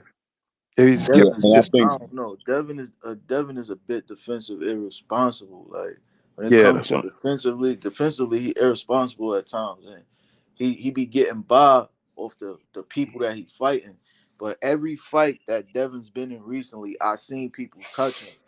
And that's the thing that scared me about Devin. When I tell people this, they be like, "Oh, I like how you think he gonna get in the ring and just turn? He's gonna get in the ring and turn into Mayweather against Tank. A fighter is a fighter. So I don't know. Like that's the scary thing. If he could stay on the bike all day and just keep him out on at mm-hmm, the jab, it'd be an easy mm-hmm, fight. But I think Shakur could do that. But then I seen a Valdez fight. And this is before he even did the interview. When I saw the Valdez fight, I say, yo, bro, Shakur's hurt. And he was like, nah, he not hurt. I'm like, I'm telling you, that punch hurt him and shit. Valdez hit him with a left hook to the body. Shakur jumped back and never pressed on him again. He That's why said he he was ain't knock hurt. him He out. said he was hurt Yeah, by that and that's punch. why he ain't knocked Valdez out. If he ain't get hurt, he'd have knocked Valdez out in that fight. But Valdez, he had, he was fighting for his life. He had Canelo there, he had his people there. So, he was fighting on, sheer fear of losing his spot. Being in that class, being in that camp. And so, he was fighting for that shit. Shakur just wanted to get in there and beat him. So, people don't understand that motivation of losing and shit, that propels fighters to another level too. You know what I'm Yeah, saying? that's a fact. I'm just happy. I'm just happy they all talking like they ready to get in the ring. Cause I keep telling everybody they really ain't do nothing yet. None of them. So they all need to get in the ring and fight each other. It got to be a round robin. Hmm. I think so too. Michael Atkins, what's going on, my brother? I see you out there. He says, tank ability sets you up for the knockout. IQ allows him to beat them all. Well, he got to because of his dimensions, bro. You know what I'm saying? He's got to come to you at some point in the fight. You know what I'm saying? If you got good defense, you know what I'm saying? He can't just dart in there and get you because, he do have predictable punches. He don't mix up his punches as well as Shakur Stevenson. You know what I'm saying? Even though he throws the same kind of combinations, what I'm saying? It's the way his boxing IQ, helps him with the variations on his punch to blind you. He just does some simple fundamental things, blind you, and he blinds you with the jab, then he works off that. Tank don't do that. You know what I'm saying? Tank uses raw athletic ability, you know what I'm saying, to dart in and catch you with hooks and uppercuts at the angle to go to your body and shit. And once he done bust your body with that power a few times, you're going backwards. And once he gets you going backwards, you know what I'm saying, then he can kind of control you, you know what I'm saying, by picking off your shots and then, going to your body again. And a lot of people, a lot of the fighters can't withstand that kind of damage, you know what I'm saying? You can't take his power, bro. And he's like a little troll or something, little powerful ass troll. I mean, that motherfucker could just, what I'm saying, he could just destroy you, man. I mean, did you see how he was hitting Leo Santa Cruz, bro? Man, I was like, he was tearing Leo Santa Cruz ass up, bro. And he wasn't hitting him with number single shots. The second shot would miss, but he would get that one in and he'd be fucked up, bro. He was just breaking them down slowly, and I could see him possibly doing that to both of Shakur and Devin if they allow it. Say if they're not disciplined and stay away from Tank. Saying they can't allow him to to put that power on him. Let's see. Let's just let they laugh and let's see. William Old School says he says Skis, he says absolutely Rolly ain't gonna respect the young trainer. W. Neville says he said I think Tank is the goods. And I mean all fighters got, they got their limitations. You know what I'm saying? But the great ones, I'm saying, they're able to get over those limitations. They're able to cover them up, I'm saying, through skill. And like, Mayweather, I'm saying, he didn't have a lot of power, but he had great defense. So you're able to make up for, what you lack in the ring. And I think that's what Tank does, what I'm saying? He got, that power is an equalizer, because he's not the tallest. He can't really reach you, you know what I'm saying? When you apart and everything. And so he got to use his speed, to cover the distance, his explosiveness. See, that's why he need to fight these guys right now, because he's getting older, right? The older you get, the less that kind of shit you're gonna be able to do. And he need to get them now before they get any better. Let's see. W. Nibbles says, so prime time's a bum. What's going on, man? Y'all saw that shit with prime time, man. What's going on, man, with prime time, man? Let's see. Buckle up, boxing talk says Ryan Garcia is 20 times better than damn D. Leveroli Ramiro. And Ryan It did. Garcia ain't nothing but a D-level fighter too. I don't know what y'all seeing, but I don't think he better than Rolly Romero. Well, I think it's the amateur pedigree. What I'm saying, a lot of hardcore boxing fans, if you got a good boxing pedigree, what I'm saying, or amateur pedigree, what I'm saying, they respect that. Rolly don't have a amateur pedigree like that. Buckle up boxing talk says dudes who supposed to know boxing really surprised me to hear them say Rolly and Ryan box the same. Nah, so he talking about me, but he sound dumb as hell because I ain't never said they boxed the same. I said they was equal level fighters. I never said they had the same style ever. And I don't know, Ryan got some fans out here. You know what I'm saying? It's a that must be a lazy OG with another profile. So he love Ryan Garcia too. Um, said Ante Benzemore. He says Devin would do it. He says he's not trying to get hit by Tank. He said he's fighting the perfect fight because he knows he has to. Well, I mean, I don't think he's gonna be able to fight no damn perfect fight. What I'm saying, he's tough as nails, but what I'm saying, that he's gonna have to stop that power. I could see him stop coming forward. I don't see him outboxing Tank. I just don't. Um, Buckle up boxing says ain't. He said ain't all of them. He said ain't.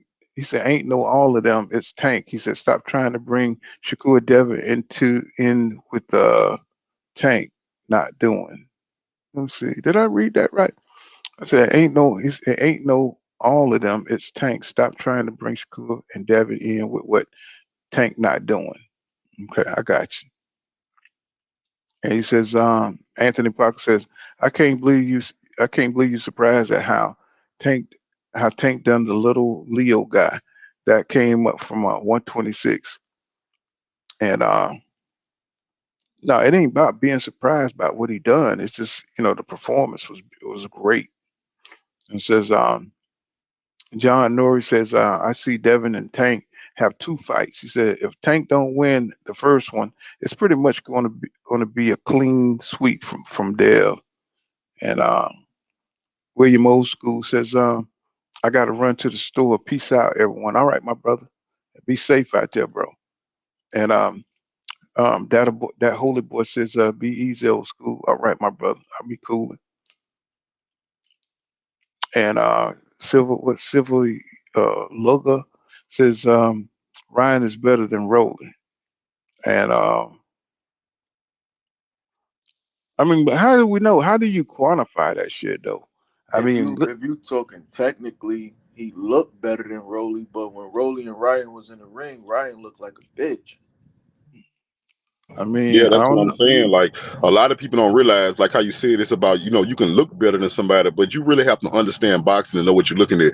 Meaning that if you can take somebody who's sharp, like Ryan may sharp, he might have a nice looking jab, he may be sharp on punches, but somebody who know what they're looking at overall, his skill set is not much better than Rolly Romero, even though Rolly Romero is sloppy as hell. But if you put them in the ring, what Rolly Romero brings to the table, his aggressiveness, his power, and his willingness to try to hit you for 12 rounds straight with Ryan's lack of defense and having his chin in the air, they equal in the ring.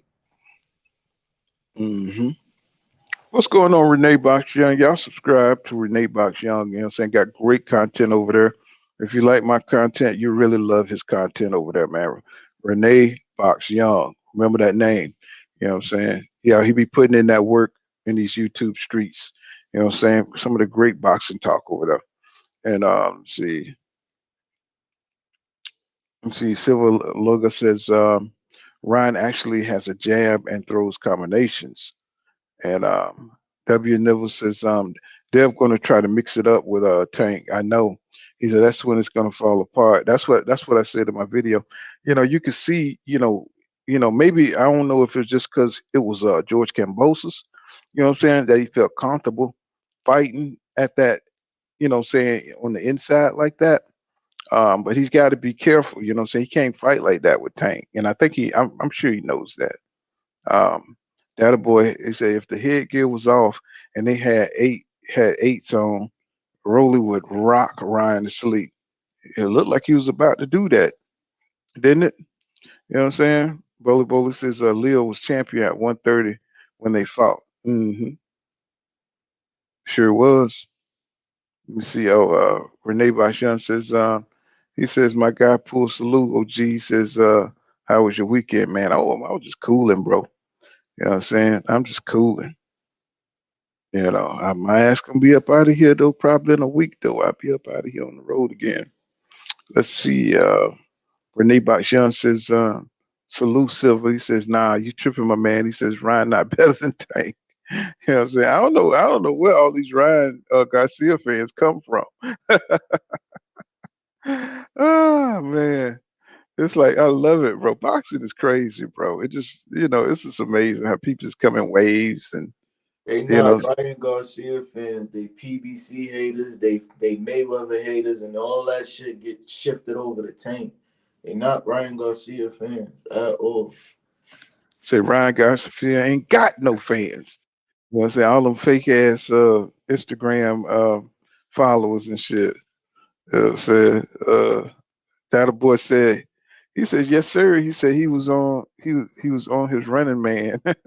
And Renee Bakshian says Ryan is not near the best until he fights the top tail opponents to see where he's at. He said he's too hyped up in the meantime. Man, you just hit the nail on the head, bro. Boxing fans, you know what I'm saying? Just I think people be in love with Ryan Garcia hair and the way he look and shit. You know what I'm saying? Like people love Oscar De La Hoya. You know what I'm saying? They want him to be the next golden boy so damn bad.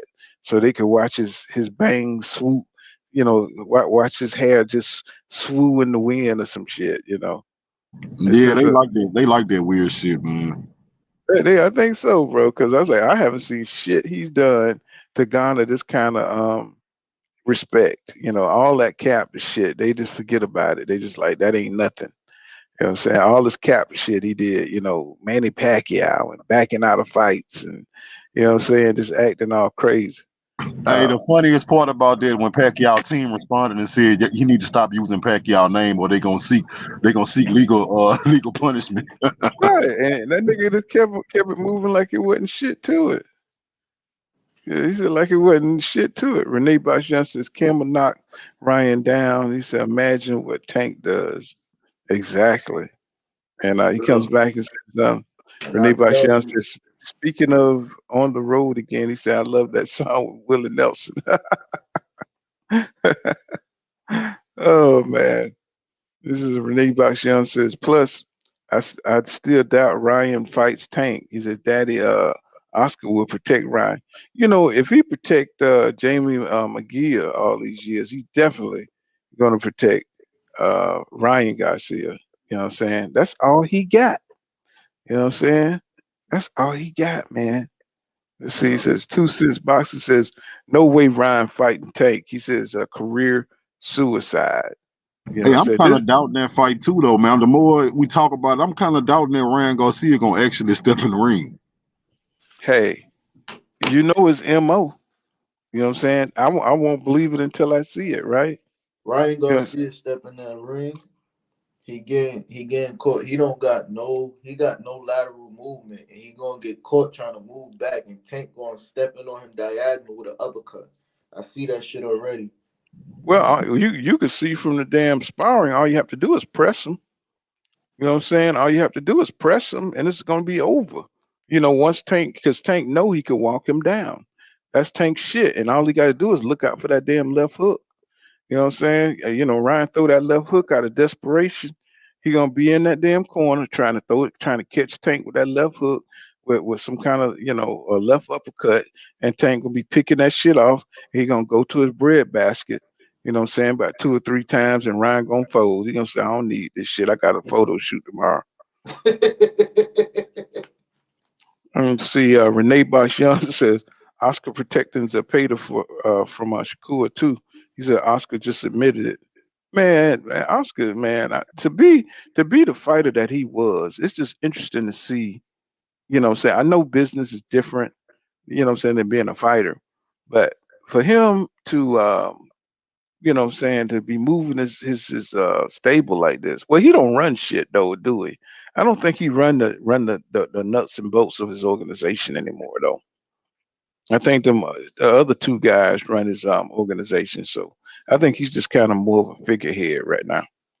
So buckle up, boxing talk says Tank should have been fought Campbell or Jorge Linares by now at 135.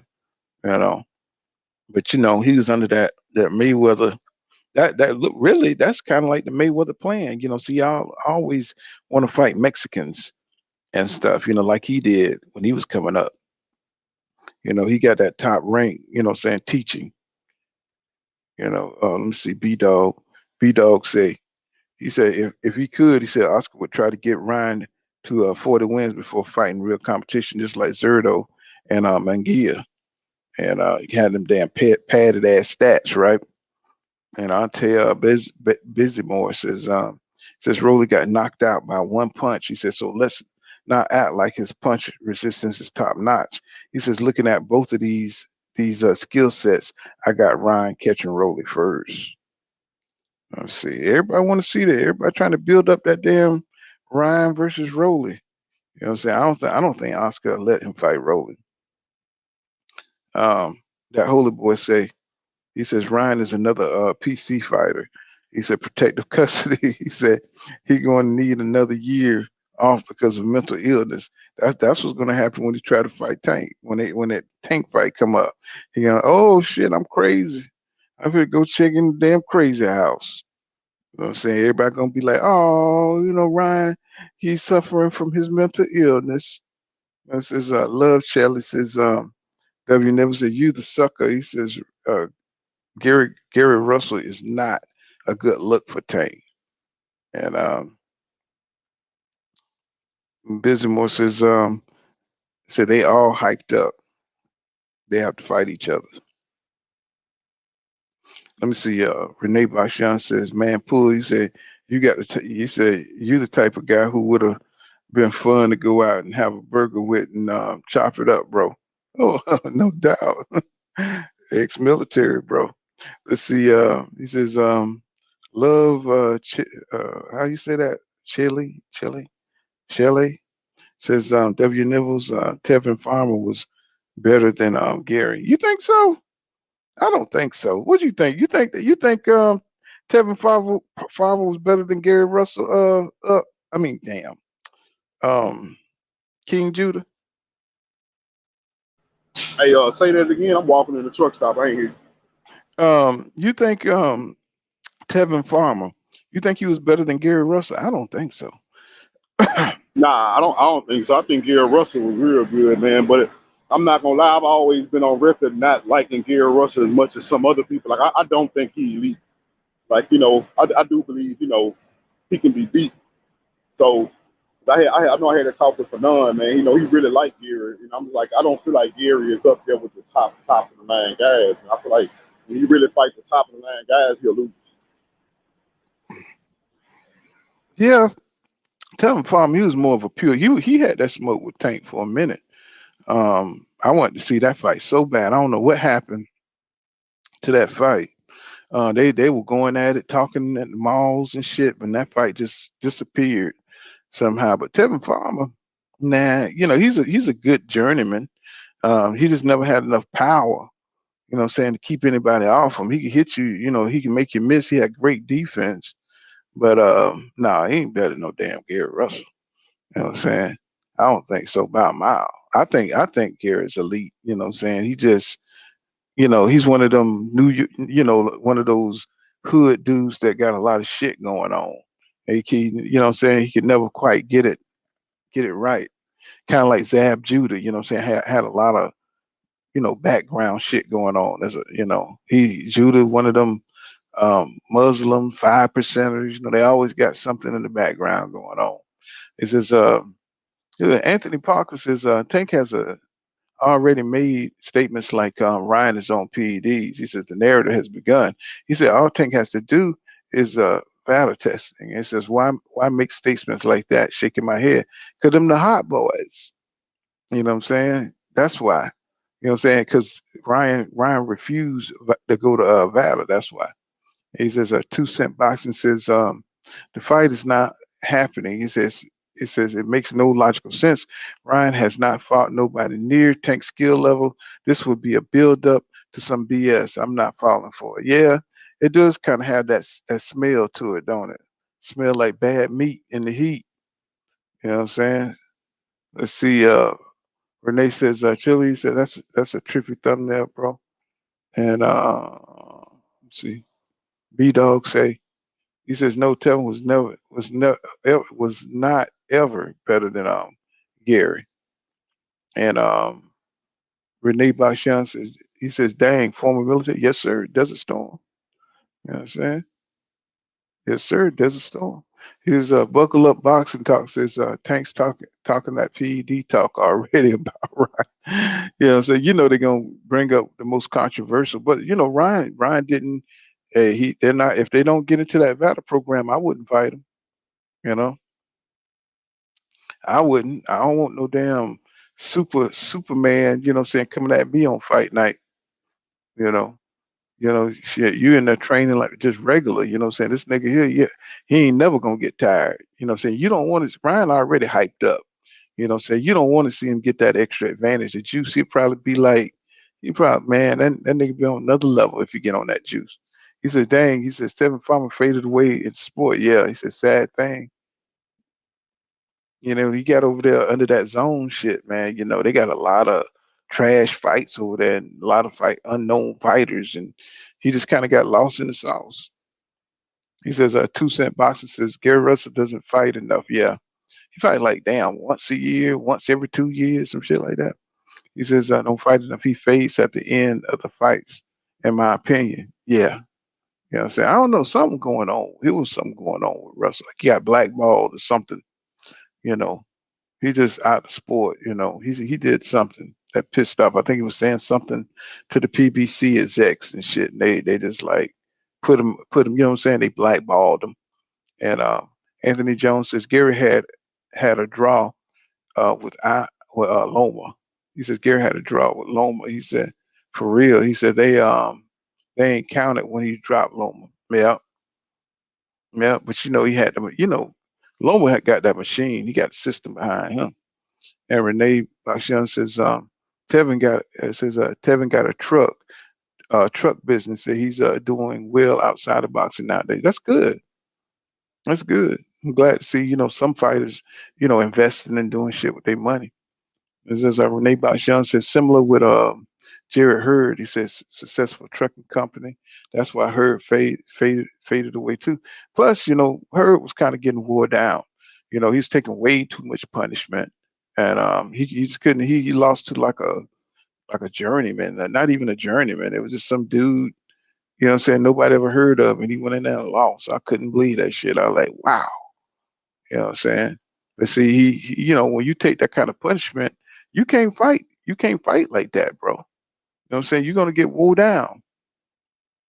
He used his face as his defense. This is Renee Bakshan says the only thing I don't like about Gary is he's too inactive. Yeah. You know what I'm saying? Too inactive, but he's too good for that. He's too talented for that, right? So Bola says it's nice to see that Russell versus Diaz fight again. Yeah.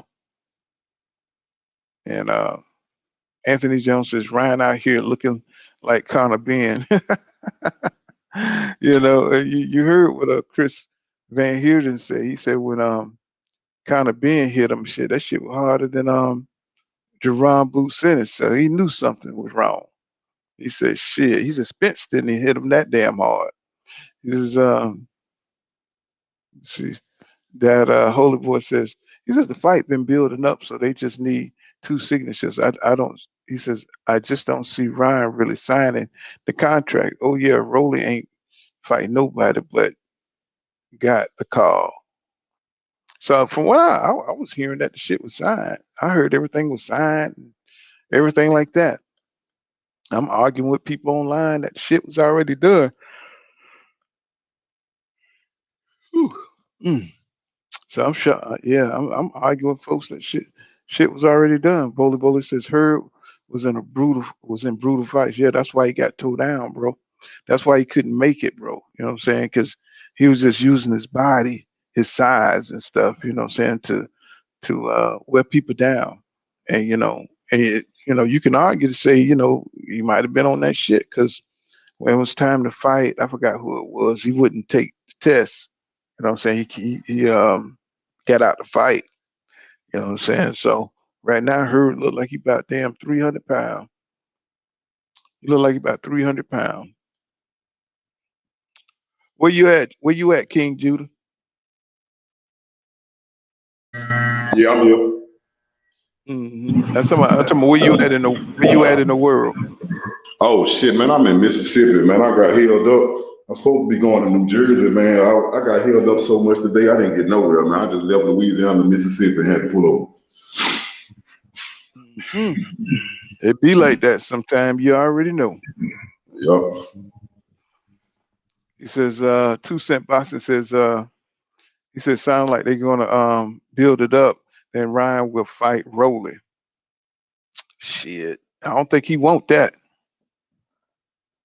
That ain't a good fight for him.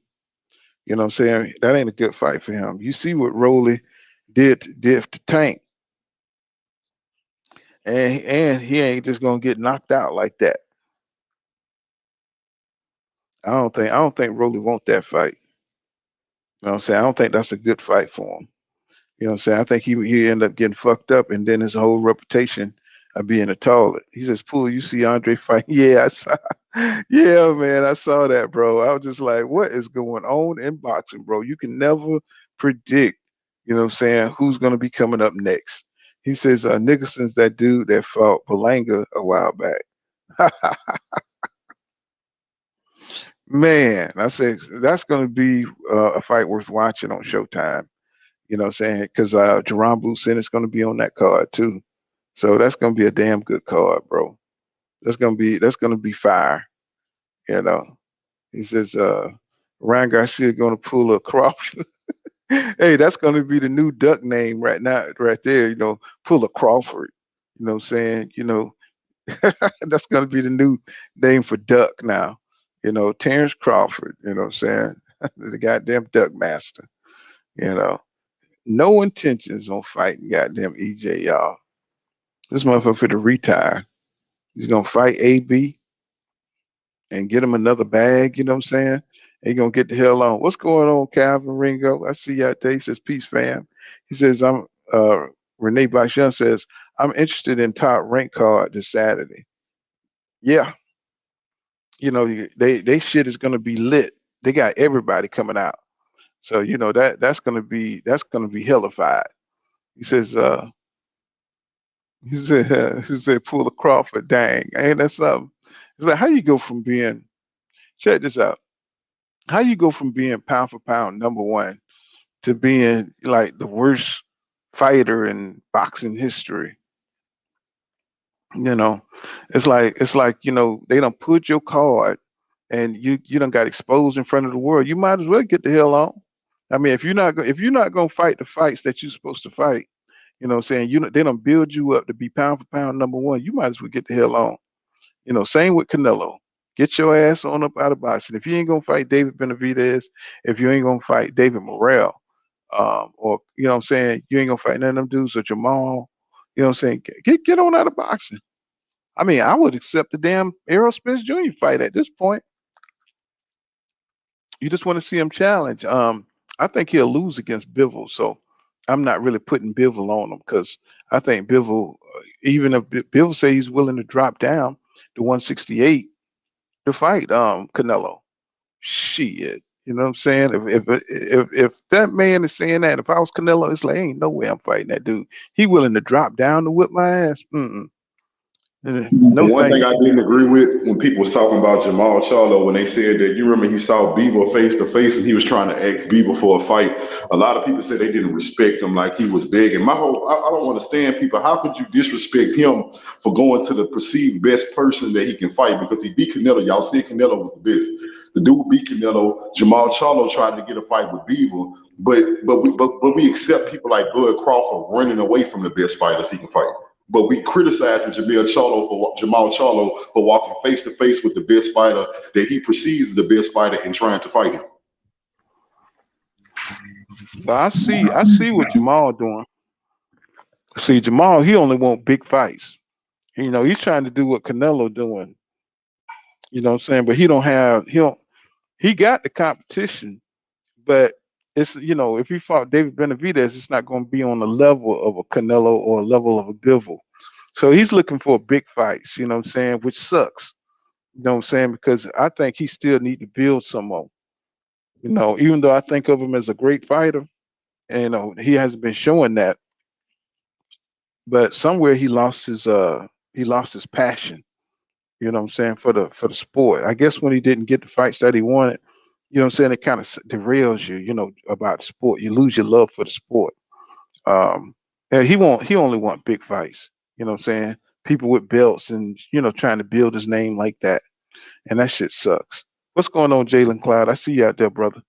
He says PC Boxing salute. I salute to you, bro. And Mike Rhythm, I see you, bro. He said Crawford is a clown for clown. He says he's a clown for clown right now. That's exactly what he is.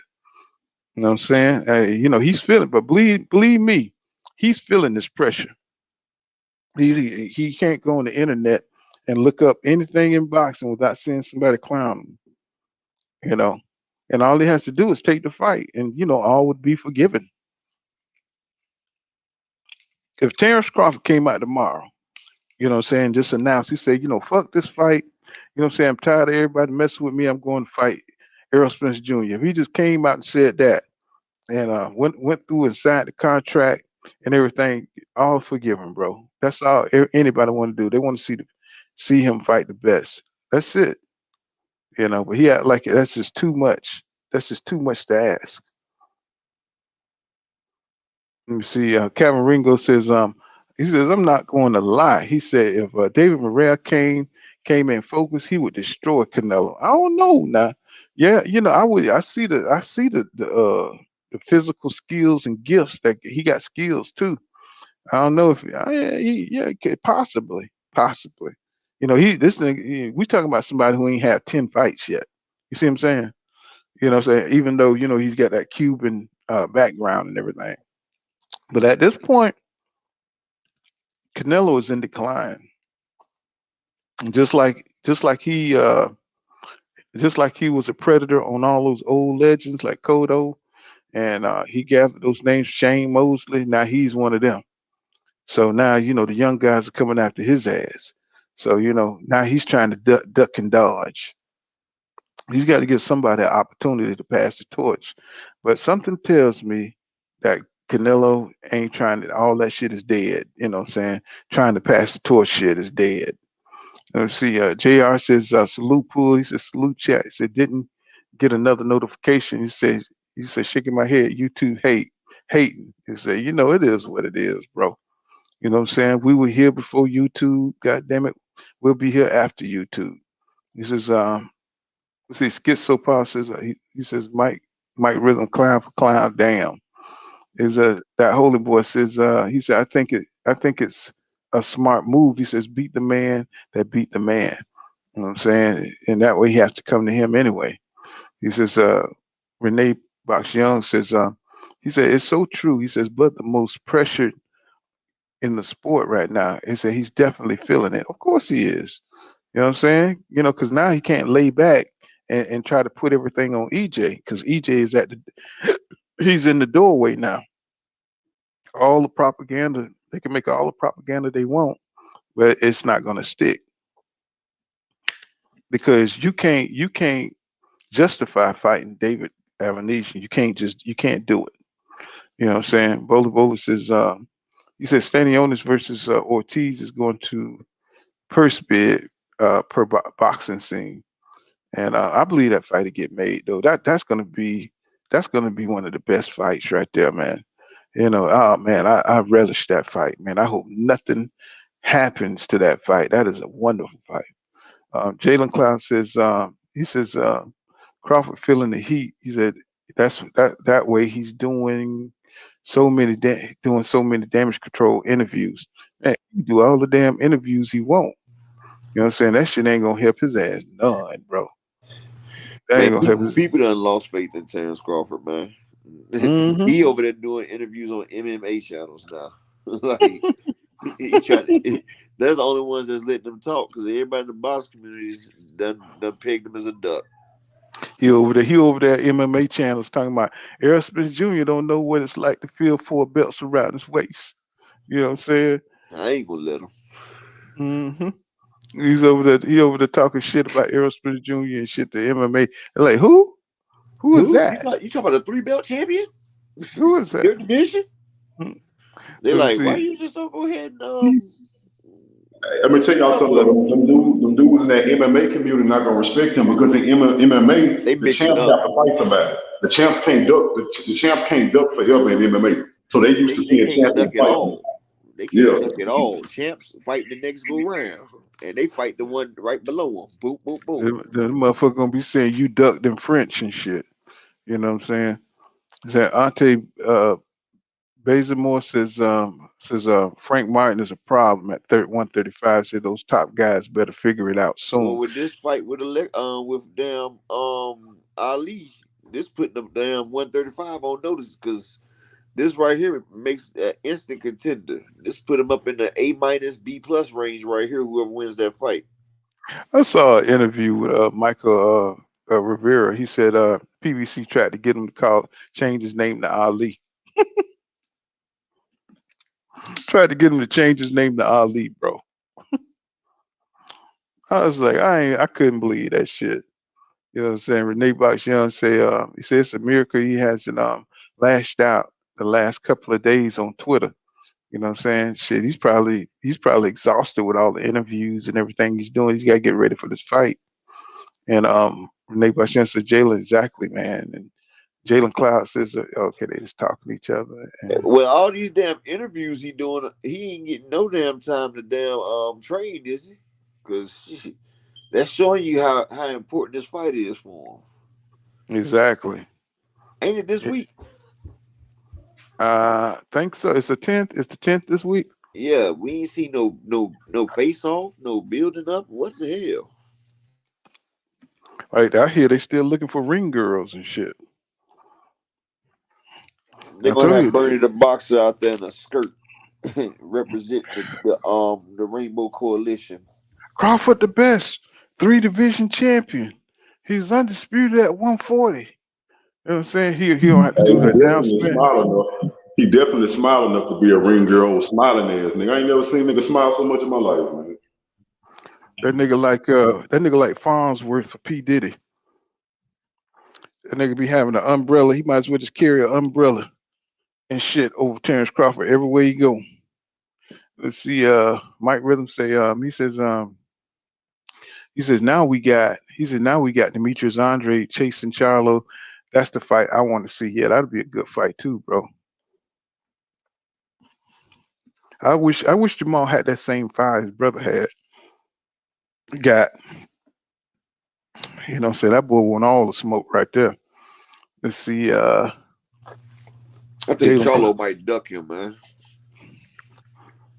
Well, you know why? You know why he would duck him is because Jamal looking for nothing but big fights, bro.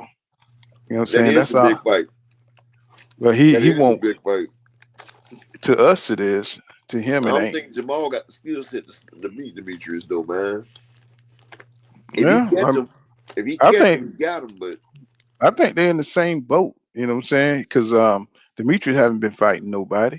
Jamal ain't been fighting nobody. You know what I'm saying? So they on the same level right now. You Jamal know got they the power, but can he get up there with Demetrius? Because Demetrius control that distance. Yeah, he got And he power got a too. way of making great fighters look average. Well, he got power. He got that awkward movement. You know what I'm saying? You know, he He can got catch good it. punch placement. Demetrius got great punch placement though. He He'll got throw them that shit. angles. He'll throw angles that you be like, "What the hell?" He's athletic. You know what I'm saying? When you're athletic, you can do that shit. You know what I'm saying? But you got to be fighting some top dudes, and But you that's know why I think. something? You just said a mouthful right there. Mm-hmm. You said he athletic. Now being out the ring for so long and getting older, I wonder how athletic does he look now? We'll have to see that fight happen. Because if he try to I'm live saying, off athletics and that athletics ain't still there, he gonna well, be in a Mike, he gonna be in a hurt locker. see, oh, there you go. And see, y'all subscribe to Mike Biggs Boxing with the winning team over there. Mike, if you like my content, man, Mike Biggs, you know what I'm saying? He be kicking it and putting in work in this boxing community. You know what I'm saying? What's going on, Mike? Let me see, Michael Rhythms, I read that. Was it Jalen Cloud says, he says, full counter boxing Crawford. Crawford counter punched his way right out of the back door, ducked from Nebraska. Exactly, bro. Yes, exactly. Yeah, that nigga is such a fraud, bro. I just can't believe it. It says 990 Boo Boo Crawford. Mm-mm. It's like anytime you bring his name up, this is the shit we hearing now. I don't think That's they're why gonna pay him that 10 million. I don't know. I don't know how the hell they're gonna get the 10 million. I like you say, if it's the operation we think it is, he might get it. You know what I'm Yeah. saying? If it's that operation we think it is, you know what I'm saying? Hey, he welcome to it. You know what I'm saying? Let's see, Jalen Cloud say he says Frank ran over Ali. He said he will get Crawford, aka ducked. And that Attaboy says Frank Martin is a solid fighter, and what is going to make him great is having the team he has around him. He said the sky is the limit for that young man. Yeah, if he stay focused, man, I could see him upsetting some motherfuckers up there at the Derek James gonna keep lightweight division. Derek James gonna keep him focused, and they're gonna keep giving him fights that mean something. See, he getting iron sharpening iron fights. Hmm. He ain't getting no bullshit fights. And see, you know that dude is a real fighter because he took it, you know what I'm saying, against Frank Martin. You know what I'm saying? That's a really good boxing fight right there. You know what I'm saying? That's gonna push boxing forward at the lightweight division. And Attaboy says he said the tenth the 10th is Saturday. And Jalen Cloud says Spence hit the like button. Thank you, bro. And Mike Rhythm says Demetrius Andrade is signed to Showtime, so it's going to be tough to duck. And And you know Michelle Rivera been calling out Tank anyway. who been calling that Tank? Michelle Rivera. That was who they thought they were saying Tank was gonna fight Michelle Rivera at first, remember? Oh wow, I didn't. That got by me right there. Shit, That's who you they know. thought Tank was gonna fight, Michelle Rivera. That's who they were saying. I'm surprised because he don't have a name like that. You know what I'm saying? I just seen a few of his fights. He's good. He would He's gave done. Tank some problems. Yeah, he's a boxer, man. Boxer puncher. He's fluid too. Frank Yeah. Martin. Frank Martin. This right here is gonna be the coming out party for Frank. Like that Jackson Marinez fight. Jackson Marinez is a great fighter. He arguably he beat Rowley. He beat the shit out of Rowley. Well, But they couldn't do it.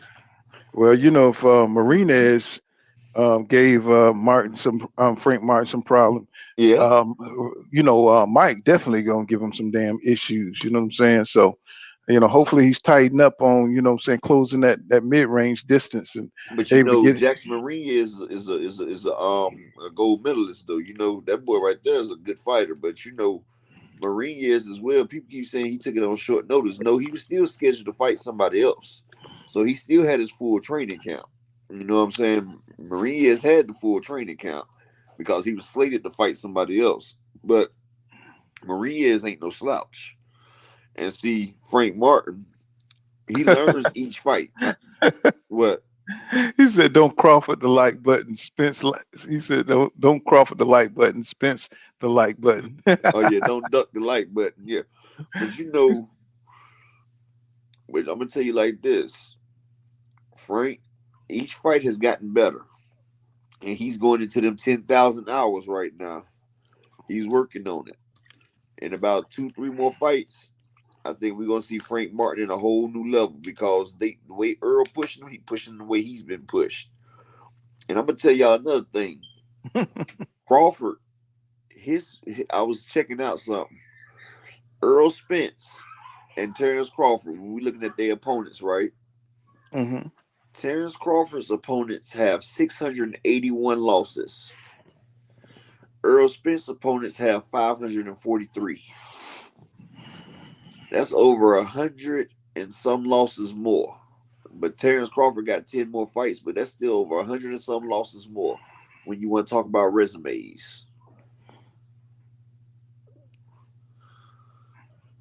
You feel what I'm saying? Hmm. Well, we live in a time where people pick out the stats they want. You know what I'm saying? It's like, that shit don't mean nothing. It's like get in the ring, nigga. You know what I'm saying, and make it happen. I don't care how many undefeated fighters he fought. None of that shit matters. You know, it depends on what really matters is who you fought, when you fought them, and what I'm saying how well you fought in the ring. You know what I'm saying? So I mean, I get tired of hearing all these Bud fans. I don't hear shit now. They be quiet as hell. They used to always be up in my comment section. You know what I'm saying, talking shit. But now, what I'm saying, now they quiet. Said Bola said sound like Andre didn't like being compared to Crawford. You know what I'm saying? Well, I mean, shit, you move funny, that's what's gonna happen to you. You know what I'm saying? If you don't, you went and hid out at the damn zone, you know what I'm saying, for goddamn 6 years. So now you want to come out and get respect. You know what I'm saying? Then you ducked Jennebeck. You know what I'm saying? That would have been the fight to got you some respect. You know what I'm saying? When they knocked his ass out, then you would have been on something, cooking with some gas, bro. You know what I'm saying? I mean, now you're just coming up there with nothing.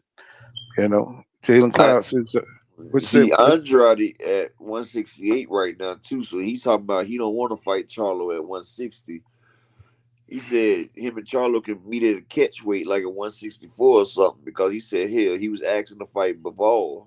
So you know, You say he didn't duck Janabek. I thought he moved out the division. I thought he was scheduled to fight Janabek. What happened? nah, he was scheduled to fight somebody else. No, it was Jennebeck. Jennebeck got his belt because he didn't want to fight him. That's what I thought. You know what I'm saying? What you No, I mean, was Boli? no, I was saying that No. I'm asking Boli. What do you mean he didn't duck Janabek? I know he be on his shit. So you know what I'm saying? yeah, he What you mean did he duck did? Jennebeck. That's what I thought. You know what I'm saying? Because he was up for the WBO, He right? was ordered to fight Jennebeck. Right. And he didn't. It's called a duck in my book. Yeah. You know what I'm saying? Let me see. He says, where is BLK Prime thought process going into this fight with Crawford versus David Amnesia? They just trying to get in the business, I guess. You know what I'm I saying? I guess they like the zone. They got money to burn because that's all they about to do is lose money on this shit. You already know. You know what I'm saying? That shit sound. I mean, that's got to be like, I can't even think of a worse fight. In boxing. I'm sure there are some, but none comes to mind. I know You know. one. Mm, That's like Earl Spence fighting Chris Colbert. mm, mm. Bro, I read that. He says, that holy boy says, he said, Keyshawn talking like he want all the smoke though. Maybe him and Frank will get it in soon. That'd be a great fight. Man, Keyshawn haven't had a 10 rounder yet, bro. I You know what would I'm love to saying? see Frank versus Keyshawn, but Keyshawn might have problems Saturday. From what I hear, he ain't probably gonna last long. You know what I'm saying? I've been hearing some bad things about him in boxing and shit. Uh, I don't know. He may not be that dude. He might. Yeah, I don't think he gonna. I don't think he'll fight Frank Martin. I heard nervous energy when EJ. All EJ said was Frank Martin is really like that. Just tweeted that out there about his fight. That's not uncommon for a promoter to say something. And you can tell by EJ being a young kid, him and Frank probably close also. So they probably, you know what I'm saying? They probably got a good relationship. So he can see that Frank Martin really like that. Keyshawn lose his shit, but I'm listening to him while he talks. And you're going off saying, yeah, you can get your boy stepped on, but you also said, why y'all coming for me, man? I just got this many fights and this That's what many he fights. said to That sound like Dev. you're beginning. That's what he was saying to Dev because Keyshawn he see Keyshawn he wanted to be down like Brandy. See he was over there with Crawford and them and he seen they was taking shots at Spence, so he wanted to stick his nose in there too. He wanted to do a little clout chasing. You know what I'm saying? But hell, his ass need to sit back and chill because I still got that Andy Cruz video where he popped locking on his ass after he done whooped Keyshawn ass. You feel me? While he doing the interview. Motherfucker was Mm. pop locking on his ass. Bully said you can't expect Andrade to fight for a minimum, and he come back and say which would be 180k, and Now Jalen tell Clark. Bowley it was gonna be a purse bid. Yeah, He says, Jalen Cloud. That's exactly what we was thinking. yeah, yep, exactly. You know, the whole thing is just janky, bro. He says, Renee Bakshan says, yeah, he said Keyshawn talking a little too much. Yeah, looking like always with them pop eyes. Goddamn pop eye bastard. You know what I'm saying? Every time somebody say something and shit, he be on it and shit. You know, That eyes be motherfucker be all on. He bulging. be on. Man, he be on Shakur dick heavy too, boy. I be like, God damn, bro. Like, Mm. well, I might can't beat you, but Shakur will. Shakur will. Like, Yeah, with them damn pop eyes and shit. You know, man, we you were like, know you gonna do something. He like one of if you stomp his goddamn way, his shit on himself. that nigga look like he always surprised. What's wrong with you? 2 cent box. He says Ryan and Garcia and Ryan, Ryan, who's that? Oh, Tank and Ryan. Ryan. Ryan. He And spelled Ryan crazy. mhm. Let me see. Renee Bashan says, I have said this before that people got to slow down in the Keyshawn hype. He says, I'm like him, but he got to just keep grinding. No doubt, bro. You know what I'm saying? He said, can I click? Yeah, you click the link, bro. You know what I'm saying? And no problem, brother. You know you welcome. You've been up here before. He says, that holy boy says, yeah, my thoughts exactly. Renee Bashan. And he says his eyes all bulgy. Yeah, and you know what I'm saying? And he always with that bullshit. You know what I'm saying? I don't like that from a young fighter. You know what I'm saying? Why you can't be more like Delonte, Tiger, Johnson, just cool. You know what I'm saying? They both from the same Olympic, group and I everything. don't So got no problem with a fighter talking that shit, but if you talk that shit, be about that shit. He was spitting all that shit to Dev, Earl, and Frank, and then when they tried to get him to stand on that shit, then that's when he wanted to damn motherfucking throw rocks and hide his hand. that's what You I'm should been talking like, you about. should been like, Hey yeah, man, nigga, I I've only said it. had 6 fights. I only got 6 fights. Why y'all talking to me? Because you talking shit, bro. I'd have been like, yeah, I said it, motherfucker, I meant it. Let's do it. Like Right. shit. You talking Exactly. about you on the fast track? Like I remember him saying that he was supposed to be fighting the winner of Cambosis and Devin. He said this. Remember, y'all don't remember that when he came out and said Bob Arum gonna have me fighting the winner of Cambosis and Devin. Remember that? Mm-hmm. Yeah, but Yeah. then but then he seen what Dev did to Cambosis. Now he ain't saying that shit now. He wasn't talking Mm-hmm. about 6 fights then, Mister Fast Track. Mm-hmm. What's going on now, the crash? I see you out there, my brother. You know what I'm saying? He said, what's up, Pool? He says, what y'all on tonight? Yeah, talking about this damn tank shit, you know what I'm saying? This whole drama that's you know what I'm saying, coming about, you know what I'm saying, tank next fight, everything going on in boxing. What up, Bowley Bowley?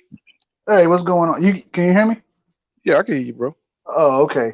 Yeah, I just want to clarify the Andre stuff because I think a lot of people just try to give him a bad name, in a sense that maybe that's what helped push him to PBC. So originally, you remember he was going to go up to fight Zach Parker, okay, to become Canelo's mandatory. So Frank Warren won the purse bid. It was originally like 1.2, 1.3, something like that million. Okay. So he had the shoulder injury. Okay. He had the shoulder injury, which then, he had to cancel the fight. Now, when they canceled the fight, that reset the purse bid. Then when he came back, they called the mandatory for Janibek back at 160. They allowed him to keep the belt because he said, he obviously if he keeps the belt, that means he's willing to fight Janibek. Okay. Then they negotiated with Top Rank. Obviously, they couldn't agree, and the minimum purse bid is only $200,000. And Bob is not gonna give a high bid when he's bidding against himself. Okay. And then when he went back to the Zach Parker fight, that's exactly what happened. Frank Warren he rebid 300,000 total for the fight. Okay, if Demetrius Andrade was a fighter who didn't have that long history, he's 34 years old and have experience making that much money, then I'm sure if this was his first title, he probably would have took it. But it's just not realistic. And now you see him moving over to Showtime. I mean, well, hell, sets up bigger fights. It doesn't make sense to say he's ducking a guy like Janibek. But you know what is Janibek gonna do? Think about all the times that he done stole from the bank when he was with the Zone, when they was giving him $3 million to fight nobodies. Sometimes it's about fighting for your legacy. You feel me? Like, making a fight. You really want the Canelo fight? Then shit, take that damn little check and put yourself in position to be next on deck. You feel what I'm saying? Like shit, you done got paid for fighting nobodies your whole career. So I mean, okay. The comparison is like, let's say like Errol Spence, right? Let's say Errol Spence wasn't the star that he is, okay? And they call the mandatory versus Stanionis. And somebody bids 300,000 for him to fight Stanionis. He's not going to take that fight. I don't care what you say. He's not going to take that fight because he already fights for a higher purse. It's just like he's a WBO champion. He ain't a real champion, bro. But what we were saying is, this is what I'm saying right here. What I'm saying is, with Matchroom and Eddie Hearns, Demetrius Andrade been getting paid loads of money for fighting nobodies. Mm-hmm. He claims he wants to fight Canelo. If he would have fought Zach Parker, that would have made him Canelo's mandatory. If you really want to fight Canelo, sometimes you gotta damn do what's right for legacy and take the damn short money. Well, look what Devin Haney did. Look what Devin Haney did. But here's the argument against that. Canelo already ducked him through 2 divisions. Mm-hmm. Okay, and he was the man, and he was the last piece to undisputed. So why would you walk down the same road? That's insanity. Because nobody here, if he do it, then he get a belt in another division. Nobody here listening is gonna go do a job for 90% less than what you normally get paid for. Nobody's going in tomorrow and saying, hey, boss, I want a 90% pay cut. I'm gonna save you some money. It doesn't work that way in life. It just doesn't. David did. He didn't take a 90% pay cut, and he was fighting for undisputed. 90%, it wasn't that much money. It wasn't 90%. 70-30. It was 70-30. And that was way more than what Kambosos ever used to get. And it was way less than what Devin used to get. That's what he did. Okay, Undisputed was on the line. Okay. Okay. He's number one, he's 24. He's 24. Andrade is 34, and he's fighting for a belt that he already has when he was already moving up in the first place. Remember, he was going to fight Parker and they were going to allow him to hold on to the belt. That's why I say he's not ducking. Why would he hold on to the belt if he was willing to go up but say, you know what, I will revisit that fight, which is what he did. But if they're not offering you enough money, no, you're not going to go to your job and charge your customers 90% less and give them a sale. It just doesn't work that way. And then when you think about it, Prime Time been doing it for Jackson State. That's who? what Deion Sanders was doing. Deion Sanders just started as a coach just now. That's the difference. He's young. Sanders already had other options to go to. That's Prime Time, but that's his first head coaching job. That's his first job. No, that wasn't his first head coaching job. He was head coaching at a high school as well. But that's his first college job. So he's starting from the ground floor. He also had a chance to go to another college, but he chose to go to a historically black university, and he took $300,000 a year for that because he was trying to help uplift and help the community. But look, Deion Sanders also chartered and made his own school with his own money, and couldn't get black people around that, and they had to close down. That's what I'm saying. Some people do stuff. That's good. That's what I'm not against what Deion Sanders is doing, but Deion Sanders was starting at right now. That's possible, okay? Because he's starting on the ground floor. He set a baseline. He showed that he has excellence, okay, as a coach. But regardless of what you think his motives are, that's what he did, okay. And now he's moving a step up. Before he went to Jackson State, they was offering him a job at a damn Nevada and stuff like that. That's a bigger school, but he chose to bring it back to the historically black university. So what does Andre what does Andre owe Janabek for $100,000? What does Now he owe? I was talking about the They Zach stole that Parker. man watch. They stole I that ain't gonna man talk about watch. They Janabek. I stole was that talking about man the Parker. wallet. I like what Dion did. I love what he did. No, I was talking about Zach Parker. Fuck What about Janabek. what about Zach Parker? I was talking about Andrade fighting Zach Parker. Oh, so you're saying he should have took the big discount when he was going to get paid $1 million and then get paid $180,000 for that fight? For Zach Parker. Is that what you're telling me for an interim belt? I would have did it. Why would he do that when he has he obviously made a better move. He went to PBC where he's going to be at 168 and he has the option of fighting Benavidez, out of fighting Plant, out of fighting Charlo, Yeah, now he out of fighting Morrell. He should have did that shit 6 years ago, bro. Yeah, he but should have did that shit. look how long Take he's it when been you sitting get it, up man. there. Take it when you get it. My point is there's a better option. Zach, did you see what Zach Parker just did? And obviously Frank Warren didn't want the fight. If you know that Demetrius Andrade wants to get paid, why would you bid $300,000? It's obvious he underbid because he didn't want him to fight him. I would have. And Zach Parker just so happens to duck out of the fight and say he has a hand injury at the 5th round, just when he crosses the 4-round threshold. Man, come on. Andrade, I would keep that Zach Parker fight because I knew he wasn't the goods. Like Demetrius would have destroyed that man. It would have been a short night. And then you have to pay UK taxes and US taxes for $180,000, and then he has a team and he has to fly people over. Come on, man. You got to be realistic here. That's all I'm saying. I'm not trying to down with nothing personal. I'm just giving it to you straight. He could have got a promoter, and then he could have went to Steven Espinosa earlier, and then had him talk on that fight right there. I mean, are we really arguing over Demetrius Andrade? That's why you don't go into negotiations by yourself, because then you can get pigeonholed. If you I just want to make it make sense, man. That's all. You know, obviously he was moving on from Eddie Hearn. When he got the $1 million bid, he had Eddie Hearn backing him. When he got the $300,000, he didn't have anybody. You can't go by yourself. That's what they telling you. If you don't, man, I'm like Iverson here. We talking about practice, man. We talking about practice. Like if you man, we talking about practice, man. Yeah. I mean, it deserves to be fleshed out, though. I mean, we're not really talking Demetrius Andrade, really. If you think about it, we're talking about the boxing business in general. Yeah, you can't come to yourself, because if you come by yourself, it's like a person that's his own lawyer in court. A person that got himself as a lawyer is a fool for a client. You know what I'm saying? They make it where you have to have somebody that's going to back your play. If they don't back your play, then you're going to get railroaded. But we can all agree that the better fights, and the fights that we want to see is Demetrius Andrade versus Charlo versus Benavidez versus Plant or Morrell or whoever else is on that side. Charlo.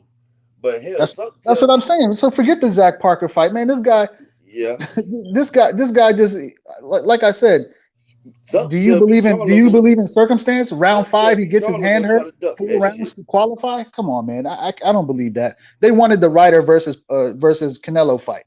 Yeah. Just so happens the 5th round, he happens to get his hand hurt. Come on, man. They wanted the Ryder versus Canelo when they gave Ryder that win over Daniel Jacobs. When Daniel Jacobs beat that man, they gave the Ryder anyway. Remember that? Man, they know what they wanted. So anyway, I just wanted to make that point. I don't want to dwell on this either. Remember the Ryder and Daniel Jacobs fight? I'm sorry, what was that? You don't remember the Ryder and Daniel Jacobs fight? Yeah, I do. I do remember that. Remember how Daniel Jacobs won 7 rounds and they gave the fight to Ryder?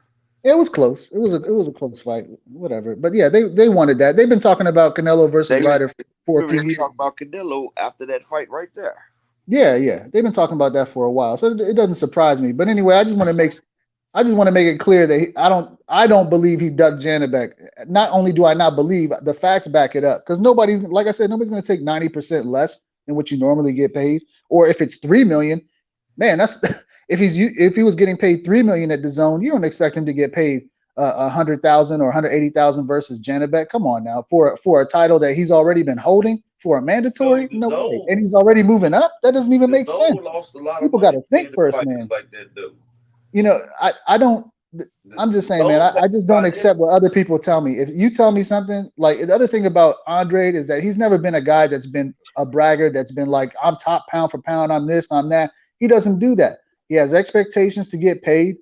You know, he lays it out clear. He's made moves based upon his happiness or unhappiness in terms of the money in the past. I understand where the guy's coming from. You know, it's a business, and he understands that. But you know, all this ducking stuff, forget that, man. That's not the case. I'm not going to fall for anybody else's narrative either. I know people that have been pushing that stuff. Really don't care that much, but you know, if we're just going to sit here and talk dry boxing, let's do it then. Well, I feel Talk like the nuts and bolts. I feel like this about Andre. You know what I'm saying? If a branch fell off a tree, you know what I'm saying, in the woods, and nobody was around to hear it, does it make a sound? That man, Paul, I like you, man. I like, yeah. We can leave it alone. We'll see what he does from here on out. Does it make a sound, my brother? Hey, Let's Paul, see. I'm not arguing. Do you think Charlo and Andre gonna fight or what? Do I think what now? You think Andre and Charlo gonna fight, or you think it's gonna be some bullshit to it? I think there's gonna be some bullshit to it. You know what I'm saying? That fight could go on Earl's card, on Earl and Crawford. If Crawford stopped bullshit, it'd be right in time for that card. Man, that ain't never gonna happen then. You know what I'm saying? That nigga ain't for to fight nobody. I know you think he gonna fight, man, but I don't think he gonna fight. But it's just too much crap going on in boxing. I don't think that Tank Ryan Garcia fight gonna happen. It's just, man, you can't believe it. I thought that fight already done. I thought so too, but what I hear, they still got to sign, bro. That shit ain't finna happen, bro. Know what I'm saying? These motherfuckers be capping, they just be clout chasing. Oh man, you see about the Stanionis fight, that shit done went the first bid. Oh man, what's going on? Stanionis, Golden Boy didn't want to meet. They did the money that Stanionis and them wanted. So now he's going to purse bid December the 12th.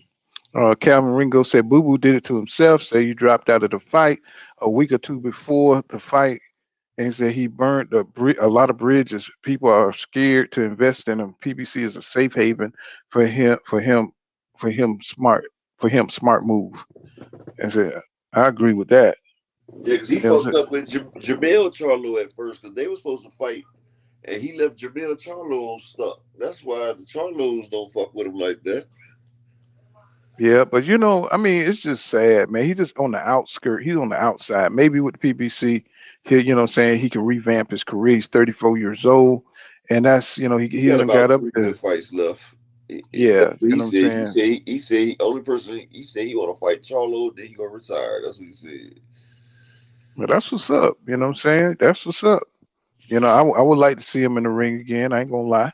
You know what I'm saying? The dude got skills. He got mad skills, you know, but, you know, you know, some people fall through the cracks, man. You know, they can't do right. You know what I'm saying? Like Terence Crawford. You know what I'm saying? They just won't do right, you know, by people. And once you show that you're shady and, you know what I'm saying, like he did with this BLK Prime deal, it's just going to be hard for people to work with him. And I don't see nobody going to be willing to work with him after that. Earl taking a chance because you see he ain't announcing that Keith Thurman fight.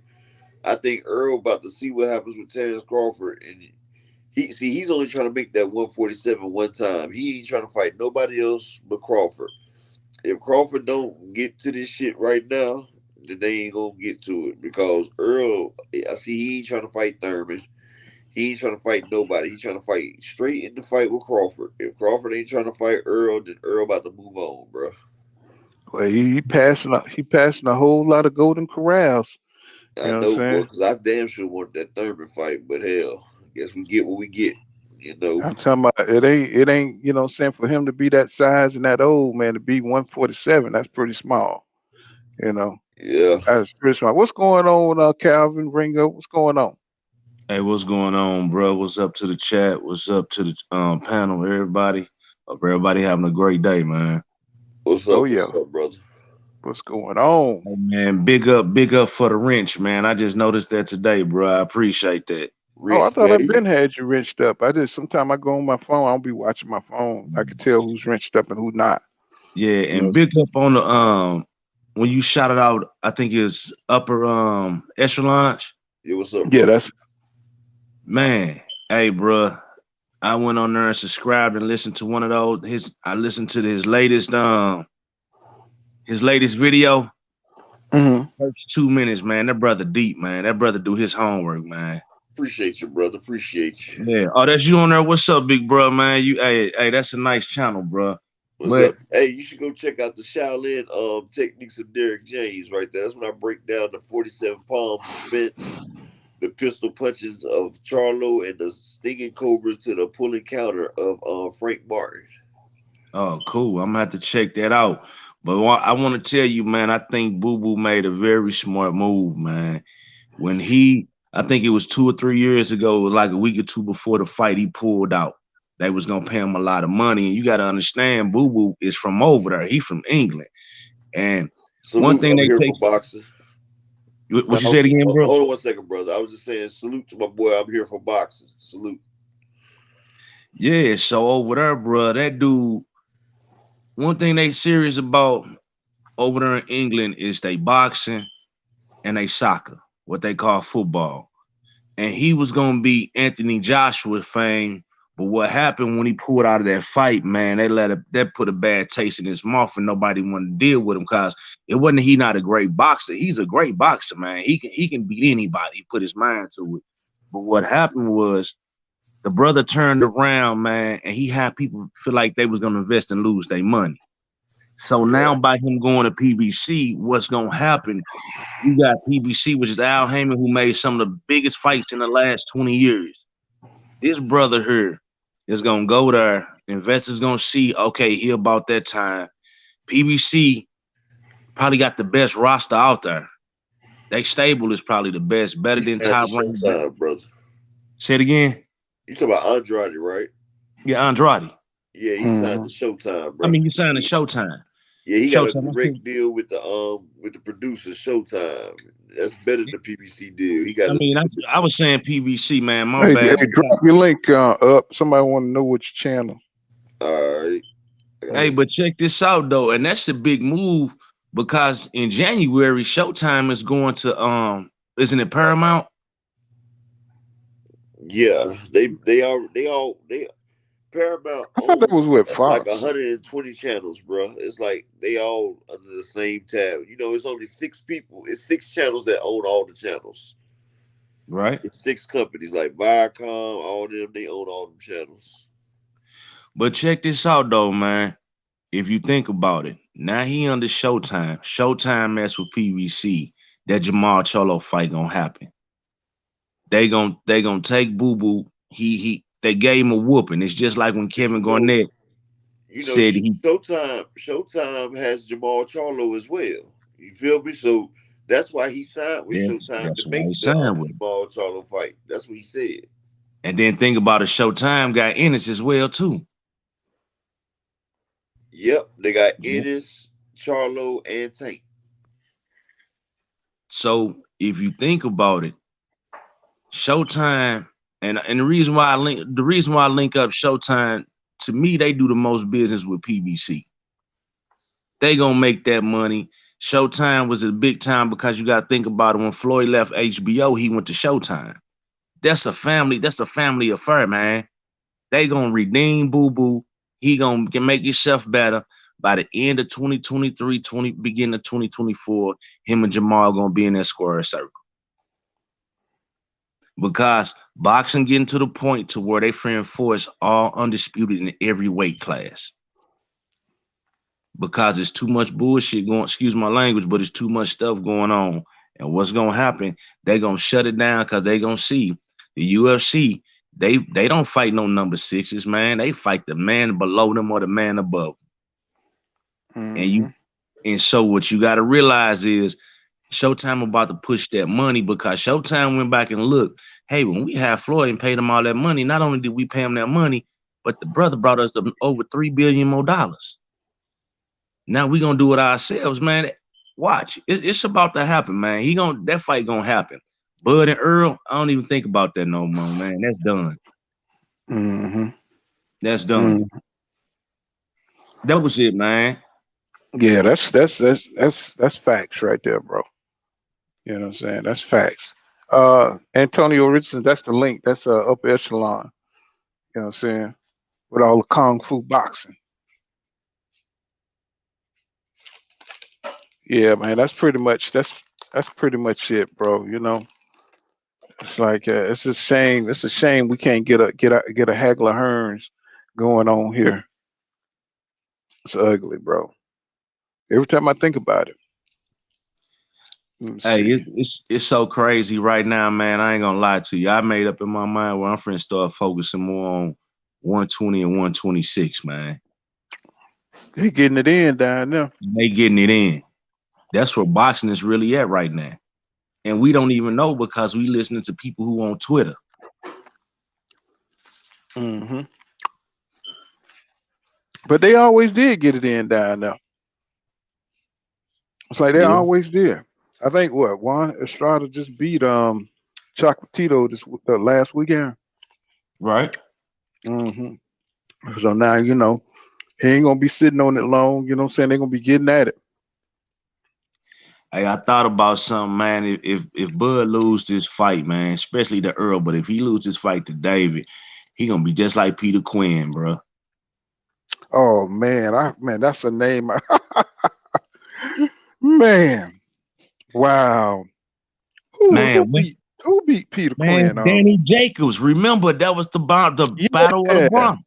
damn show was. God damn, boy, you pulled the fight, man.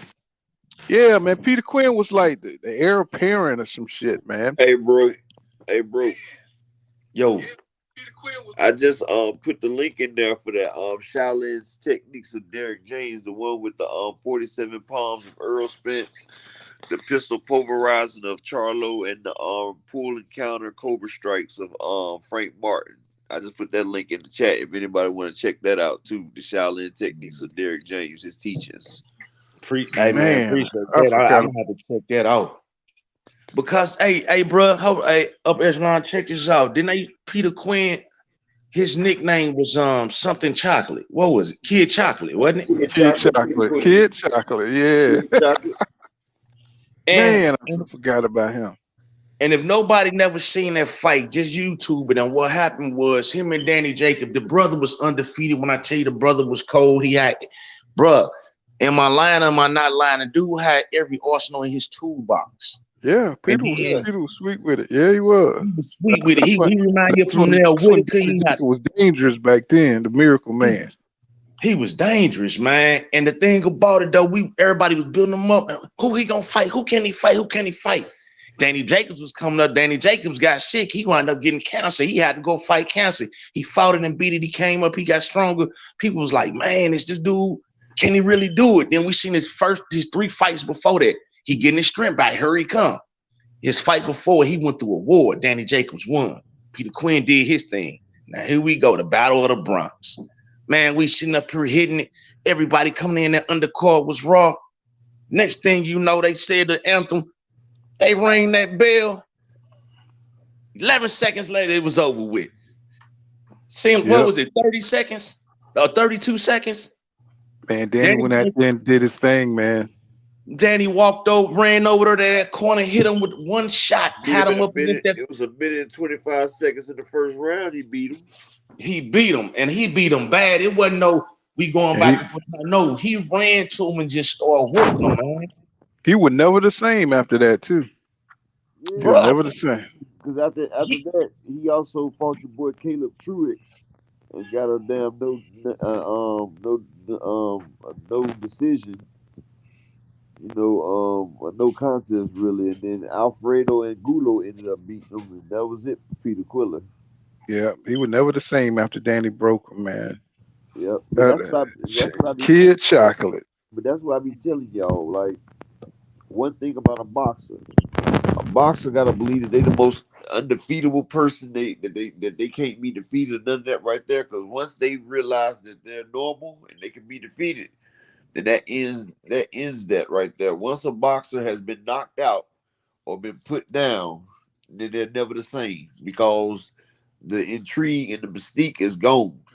Once they know that they can get hurt, they get gunshot. Like, look at Adrian Broner. When he got down with Madonna, he took the worst ass whooping in his life. He took an ass whooping so bad that he still have nightmares for it. He's still gun shy. He's still scared to let his hands go. Shit, look at Tyson. Tyson, once his mystique got broken, it was on and popping. Then everybody Like was Roy in. Jones. After Hmm. Roy Jones got knocked out, he just kept getting knocked out back to back to back. Hey, I'm Like gonna have to disagree with you, Pool, on that, man. On With Tyson, Mike Tyson and Roy Jones. And Roy Jones, I'm gonna give him a pass because of this thing right here. Bruh, if you look at it, Roy Jones started getting knocked out. He had went a size or two up in weight, and he was older. that's what we When he, said. We said once you right. start getting knocked out, because he lost that 25 pounds to come back Yeah. and fight. He won that fight, but then when he fought the boy again, boy, he got bound to chin, boy, cause that and weight then loss and then killing him. Greg Johnson put him down. Then he started getting put down. Once It- Roy knew he wasn't invincible no more. When a fighter gets knocked out, that changes his dynamic. Right. That's why when they sit there and say a person took a person's oath, when you take a person's oath, that's a much bigger fight than fighting somebody that's done lost already. Because when a fighter hasn't lost yet, he has everything to lose, and he's gonna be coming at you because he don't know what losing feels like. He's unstoppable. He's undefeatable. And then once a fighter learns that they're human, they don't fight the same. Once you get that first loss, now it's okay for a fighter to lose, but when the fighter get knocked out, that changes the fighter. They start getting gun shy. Once a fighter yeah, gets on his goddamn ass, it's a whole different story right there. Because Hey, then bro, I got they're not trying to get knocked back out on their ass, bro. Like you can see right. the most hmm But I dangerous got a question. fighters. I got a question for you though. I got a question for you. And on that hmm same thing you saying right there. Now let's go back to Peter Quinn. He ain't get knocked out. He just got the crap beat out of him for like a minute 30 or 2 seconds. That's just the same. That messed his mind up to where he was, like you say, he was back to normal. And he didn't fight for a whole year, right? It was like a whole year, right? You'll yeah, never it was get a back to long normal. time. It was a When you long take time. a It was bad a ass long whooping, time. He just like disappeared. Nobody seen him, heard from you him. know Like, why? damn, That fucks with you mentally. Look at Mikey yeah, Garcia.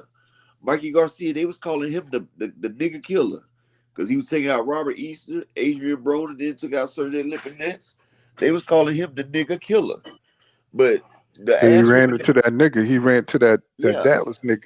the ass whooping that Earl Spence put on Mikey, that ruined Mikey's career, bro. Like Mikey will tell you, he say, man, Earl was so overpowered. If a motherfucker beat you down in the ring, right. a knockout is an easy way to go. But when you got a motherfucker beating on you round after round, and no matter what you can do, you can't get this nigga off of you.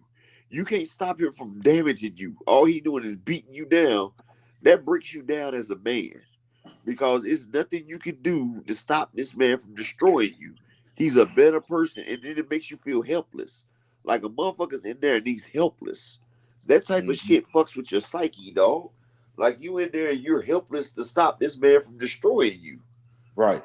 And you're not Now, trying to put yourself back in that position again. So now you scared that what if I get in that position again? You're not trying to go back through that. And that sits in your mind. Like Danny Garcia, he's never been beat the way Earl beat him. And he right. started having mental illness and shit. Like, I mean, that shit Right. give you mental illness, bro. Like, I was in there, this man was just destroying me, bro. There wasn't shit I could do. Hell, But Lamont Peterson had lost fights, but the way Earl beat that nigga, bro, you see what happens. yeah, When that was Shoo. Man, That Earl was ends bad. he people's turned into careers, his dog. twin brother. He turned into Anthony. Yeah, But you Earl know what ends though? people's careers. Earl ends people's careers, bro. You know what that fight was though, right? When Earl fighting against Lamont Peterson, remember that fight? They stood right there in the middle, and they was just Lamont was hitting Earl with everything, and Earl was standing there eating it and then giving it back to him. You couldn't That do shit fight, about it. Now, right? what does That that do fight for was you? to see who was gonna be the best and who they was gonna promote, and Earl came out on top, and it's like his stardom just took off. Nah, his stardom Mm-hmm. took off when he was in Dallas, Kill Brook. and he beat Kell Brook ass too. Yeah, When he was in Dallas and he knocked out Bundu. That's when they knew they yeah, was going to push him out. But Yeah, Earl was man. He already put special. He was already special when he came out the Olympics. They already knew what type of time Earl was on, dog. They already knew. He already had the backing, especially when he did Vargas. Look like any fighter that they and cheat in the Greco. Olympics go on to be a star. Yeah, you already got that Olympic pedigree. Yep. That's what they call it, that No, I'm Olympic talking about pedigree. the ones that they cheat. You know what I'm saying? Yep. They go on to be stars. Floyd, Roy, Earl. Uh-huh. But hold on. But check this out, bruh. Now y'all saying all that, and you right though. You made up a good point when you said, I told me and the brother was talking the other day. I say, you looking at these fighters, but who did they fight last, and who did they fight, and see how did they fight that person? And it does your competition, because you're gonna go down to your competition. But now we talking about cats that got beat down, beat on the ground, ain't no good no more on the head. Then you got cats like Bardo Jack that got cheated so many times, but he gonna fight hard all the time. Then you got cats like Corrales. God rest his soul, but they should have stopped that one fight, but he came back and knocked dude out, won the fight. OJ Castillo. I mean OJ Castillo, yeah. Now check this out though. Classic fights right there. Yeah, now check this out. He came back in the last seconds to beat his. In the last he started catching that nigga, boop, boop, boop, boop. I said, woo, we got him. Now, I mean, they were getting ready to throw in the towel on him. His whole crew was about to throw in the towel, man.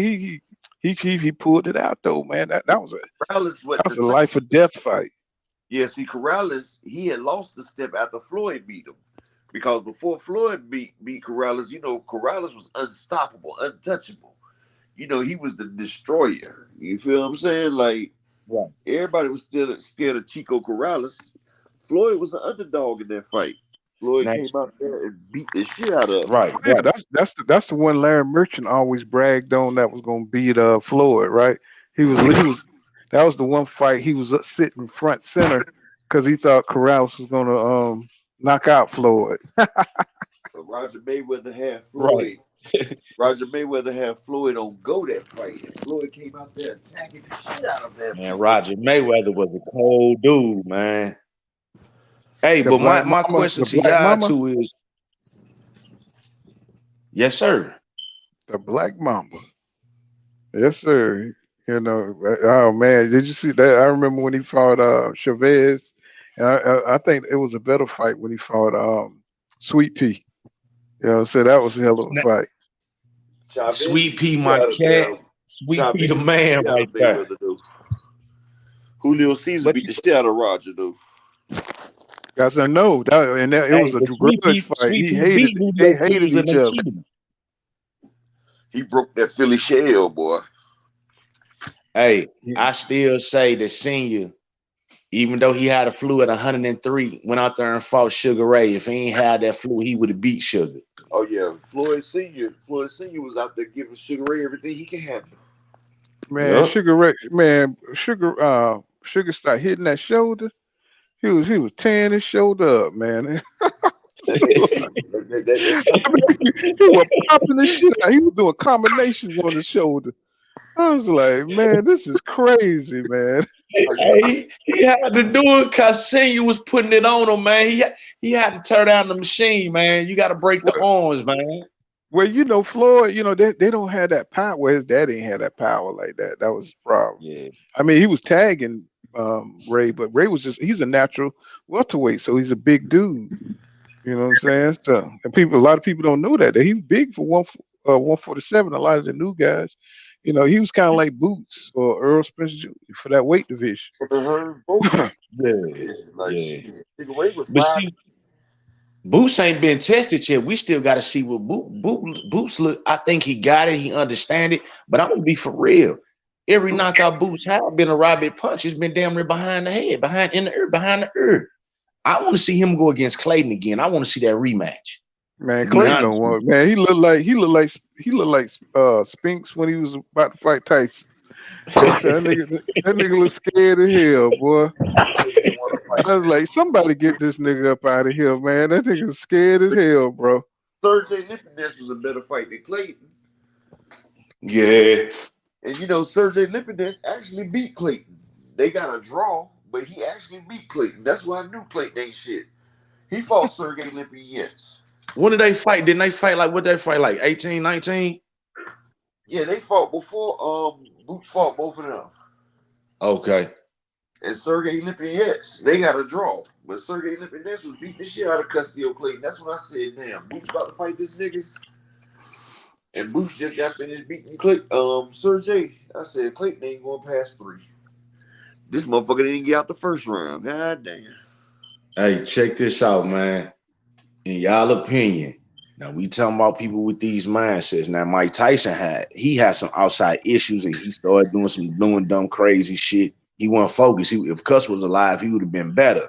But from 120, I'm gonna say 130 to 168, who do y'all believe that if they take an ass whooping the way the Kid Chocolate did, and how you say their mind get broke, couldn't recover? Anybody, bro. Anybody, bro, you got to realize when you take that type of thing, bro, it fucks with your psyche, bro. Anybody. Anybody that takes a brutal. See, it's okay to lose a fight or like lose a split decision and shit. People that lose like that, they're okay. But people that get brutalized, vandalized, and destroyed and victimized, that's a whole different ball game. Like when you get done like that, when a motherfucker just beats the shit out of you and it's not even close. Okay, look at Montel Griffin. Right. He the first person to take Roy Jones 0. He took Roy Jones 0. Right. By getting his ass whooped, right? I will let you finish. I like what? Right. I kept saying because I'm like, he got disqualified, but where you going with? Y'all remember how slick he was in that first fight? How he was giving Roy leaning problems. back and shit. He was, yeah. But he was giving Roy problems, right? But y'all remember how Roy finished that first fight and got disqualified, right? Mm-hmm. Right. But y'all remember what Roy hit him with before he got disqualified, right? Oh yeah. That right there sat in Montel's mind. He seen the power and everything. Okay, rematch came. Roy got that man up out of that so damn fast. You know why? Because Roy already showed him that I'm better than you. I can hurt you and everything. So it was already in Montel Griffin's mind. As soon as he got in that ring, Roy destroyed that nigga so fucking fast and so hard. And he was already scared when he first walked to the ring. Did y'all not see that? Mm-hmm. That's what happens when a fighter hurts you and does shit to you. That's what happens to a lot of Tyson's opponents. They was already scared of Tyson before they got in the ring. Mm-hmm. Like fear can damn mess you up as a fighter. You got to be fearless. When you're scared, you've already lost. That's why Lennox Lewis, he went in there on Riddick Bowe while they was in the Olympics. He walked to the locker room where Riddick Bowe and them was at, and they was like, "Who's the heavyweight champion?" I mean, he said, "Who's the heavyweight for America?" The other boys was like, "Right there, that go Big Daddy right there." He told Riddick, he said, "I'm gonna knock you the fuck out." And they said Riddick Bowe was in the locker room just standing there looking stupid. They said he went out there and fought Lennox. Lennox stopped him in the ring. See, boxing is 90% mental and 30% physical. 20% of that coincides with each other. But it's a mental game. It's like chess. Like you got to throw the right move. You got to do the right thing at the right time to catch your opponent off guard, off kilter, so you can capitalize. And most people have damn near the same skill sets, but it's about your IQ. If you can get your opponent to bite on a feint, and then you can hit him with some fantastic classic, that's his ass. And that's what boxing is. It's a mental game. Okay, Burt Sugar. He goddamn sound like Burt Sugar and shit up in his motherfucker. Yeah, I'm just saying, because most people have damn near equal skill sets or close to it. He sound like Burt Sugar. You know who Burt Sugar is. You remember Burt Sugar had the cigar? Yeah. You remember him? Yeah, I remember Burt Sugar. Yeah, Burt Sugar used to go into detail. That motherfucker always had a story about some obscure shit that only he know about. You know what I'm saying? That motherfucker go way back. You know what I'm saying? That motherfucker had boxing knowledge out the ass, boy. Yeah, but look at your boy. I'm gonna tell you who. I'm gonna tell you a prime example. Your boy, Lubin, Erickson Lubin. All right. That boy was a little monster. When he first Everybody came out, told yes, him, sir. don't take that Charlo fight. You're not ready. You're not ready. Oh, I'm ready. I'm ready. Don't take it. You're not ready yet. You're not ready yet. Couldn't tell him shit. He got in there. He got Falumaloon. Shout out to Full County. He got Falumaloon. After that, he had to go back to the drawing board. He wasn't the same. He wasn't the same, but he tried hard. But then, when he got on the big stage against Fundora, you see he froze up. He went back to what got him Falumaloon against Charlo. He didn't follow the game plan. He didn't trust his coaches, just like he didn't trust his coaches in the first place. Because when you start getting scared, your natural reaction is to go to what you know. And the fucked up shit is when he was doing what the coaches said, he was winning the fight. But he got destroyed. Face broke up. He was still winning the fight, but they had to stop it. Because the nigga eye socket was broke.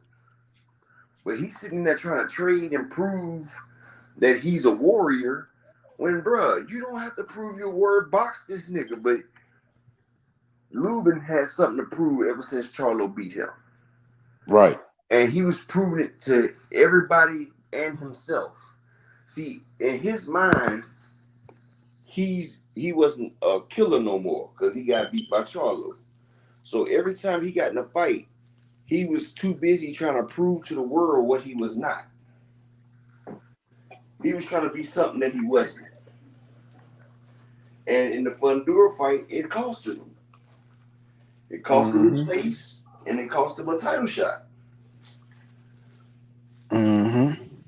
Let me, Bowley says, the first time I knew how hated Floyd was, I was in college. He said, I had a roommate that confessed how much he hated Floyd for beating Angel Manfredi. Man, I was an Angel Manfredi fan too. I was an Angel Manfredi fan. So, you know, I mean, I understood how he felt, man. Cause Floyd completely destroyed Angel Manfredi, bro. Took his ass apart, bro. You know what I'm saying? And nobody knew who Floyd was back then. That's But, when he was pretty boy Floyd. I'm talking about he came in there, he destroyed Angel like he wasn't shit, bro. And I thought Angel Manfredi was the shit back then. Cause he took his belt that night. You know, I mean, I was like a big fan of Cobra Curry, you know what I'm saying? These kind of niggas, man.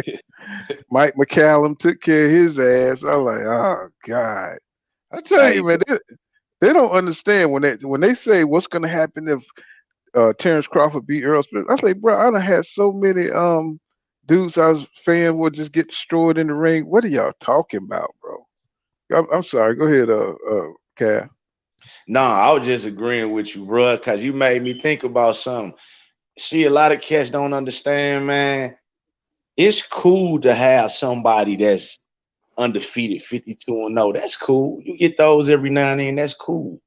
But the cool part is when you got a bunch of cats who just want to go at it because they love that sport and they want to prove that they the best, you can't beat that. Because if I say Mickey Ward, what y'all gonna think about? What opponent that he fought y'all gonna think about? Artura. Exactly. Mickey Ward against Artura. That was now. See, you got Tommy Hitman Hearns, and then you got Hagler. When they had their fight, that lasted a few rounds. This when they had a rubber band match. I'm talking about they went all 12 rounds, all 24 rounds. They both was in the hospital laying next to each other. Didn't they fight 3 times? They fought like 3 times. They fought 3 times. They fought 3 times. That's what I said, 3 times. That's like Barrera and Eric Morales. Eric Morales and Marcos Antonio Barrera. That was some good fights, bro. Barrera versus Eric Morales. Oh man. You might as well grab popcorn and don't blink because this about to be pure action the whole night. Man. And then when Manny Pacquiao got in the mix, oh my God. They just beat the shit out of Pacquiao. Manny Pacquiao got up there, boy, it was on and popping. Morales beat the shit out of Pacquiao, didn't he? First time. Yeah, first time he beat him I'm talking bad. about Pacquiao couldn't see, and that's why I be telling you, Pacquiao can't go against the boxer. A boxer's always been Manny Pacquiao's kryptonite. A motherfucker that can box and can control the distance and all that. And then Pacquiao went back to the Philippines and went Super Saiyan and shit. Got juiced up. And came back and beat the shit out of Eric Morales. Hey, did you see how his veins was bulging when he came back? That nigga really did go Super Saiyan. for sure. For sure. We've seen so much good boxing, man. This is a shame that this era is just filled with these fighters. New boxers, they missed out on so much shit, bro. Like they missed out on Bowen Holyfield. Yeah. Motherfucking Clifford the Black Rhino versus Mike Tyson. Oh yeah. Oh yeah, that was a big dude. Yeah, David Tua and who's that Tua? David Tua. God dang. Man, I was finna just say, what about Tua? Man. Tua, don't he got the fastest knockout in boxing? Yep, and the man Lennox Lewis made him look like he wasn't shit, like an amateur. Nah, I'm talking about it was Tua and somebody had a war. You talking about Tua and damn, I can see his face, but I can't. What was that dude name? Talking about Peter. What is his name? The big heavyweight Peter something. I can't call his name. He's African, right? Yeah, him and Tua was going hamburglar, bro. Like they was bombing each other. Yeah, I was like Peter or something. He was just a brawler, straight brawler. Yeah, and that was straight action from the bell. Peter too got to it though, man. You gonna knock him out, or he gonna knock you out? Exactly. He got to it. That was the Hawaiian Mike Tyson right there. What they call him? What they call their people? What they call him? Samoan. He was a Samoan. He was a Samoan Tyson. David Tua. David Tua came in there like he was on one every time. He was mad about something. I was like, that nigga. And he couldn't wait to get it started. He about to get it popping. Like I loved his attitude. But hell, my homeboy beat Lennox Lewis and then he had a crack attack. Oh, you talking about Rodman? No, I'm talking about Oliver McCall. Oh shit, I forgot all about him. Shit, Oliver McCall, he beat some people now. Man, Oliver McCall one of the best boxers He dropped Tyson in damn sparring and shit. You know what I'm saying? Oliver had the same coach. You know, me and Oliver McCall had the same coach. That's what's up. Okay. We was in the same gym and everything, man. Like they had to send the bounty hunters to come get the damn championship belt. Because Oliver McCall had pawned the belt off to the dope dealers. So did he have a mental crisis? No, he was on crack. Oh, okay. And when he smoked crack, like whenever he gets his high, what they call it, his kink. His kink was, he'll cry and shit. You know what I'm saying? When you get high. Yeah. Because after his mom died, when he get high and shit, he'll cry. Like he used to knock out the dope dealers and shit and take their pack when he ain't had no money. Them boys about to kill McCall at one time. But he had the damn championship belt. In Winston-Salem, they had to come get it.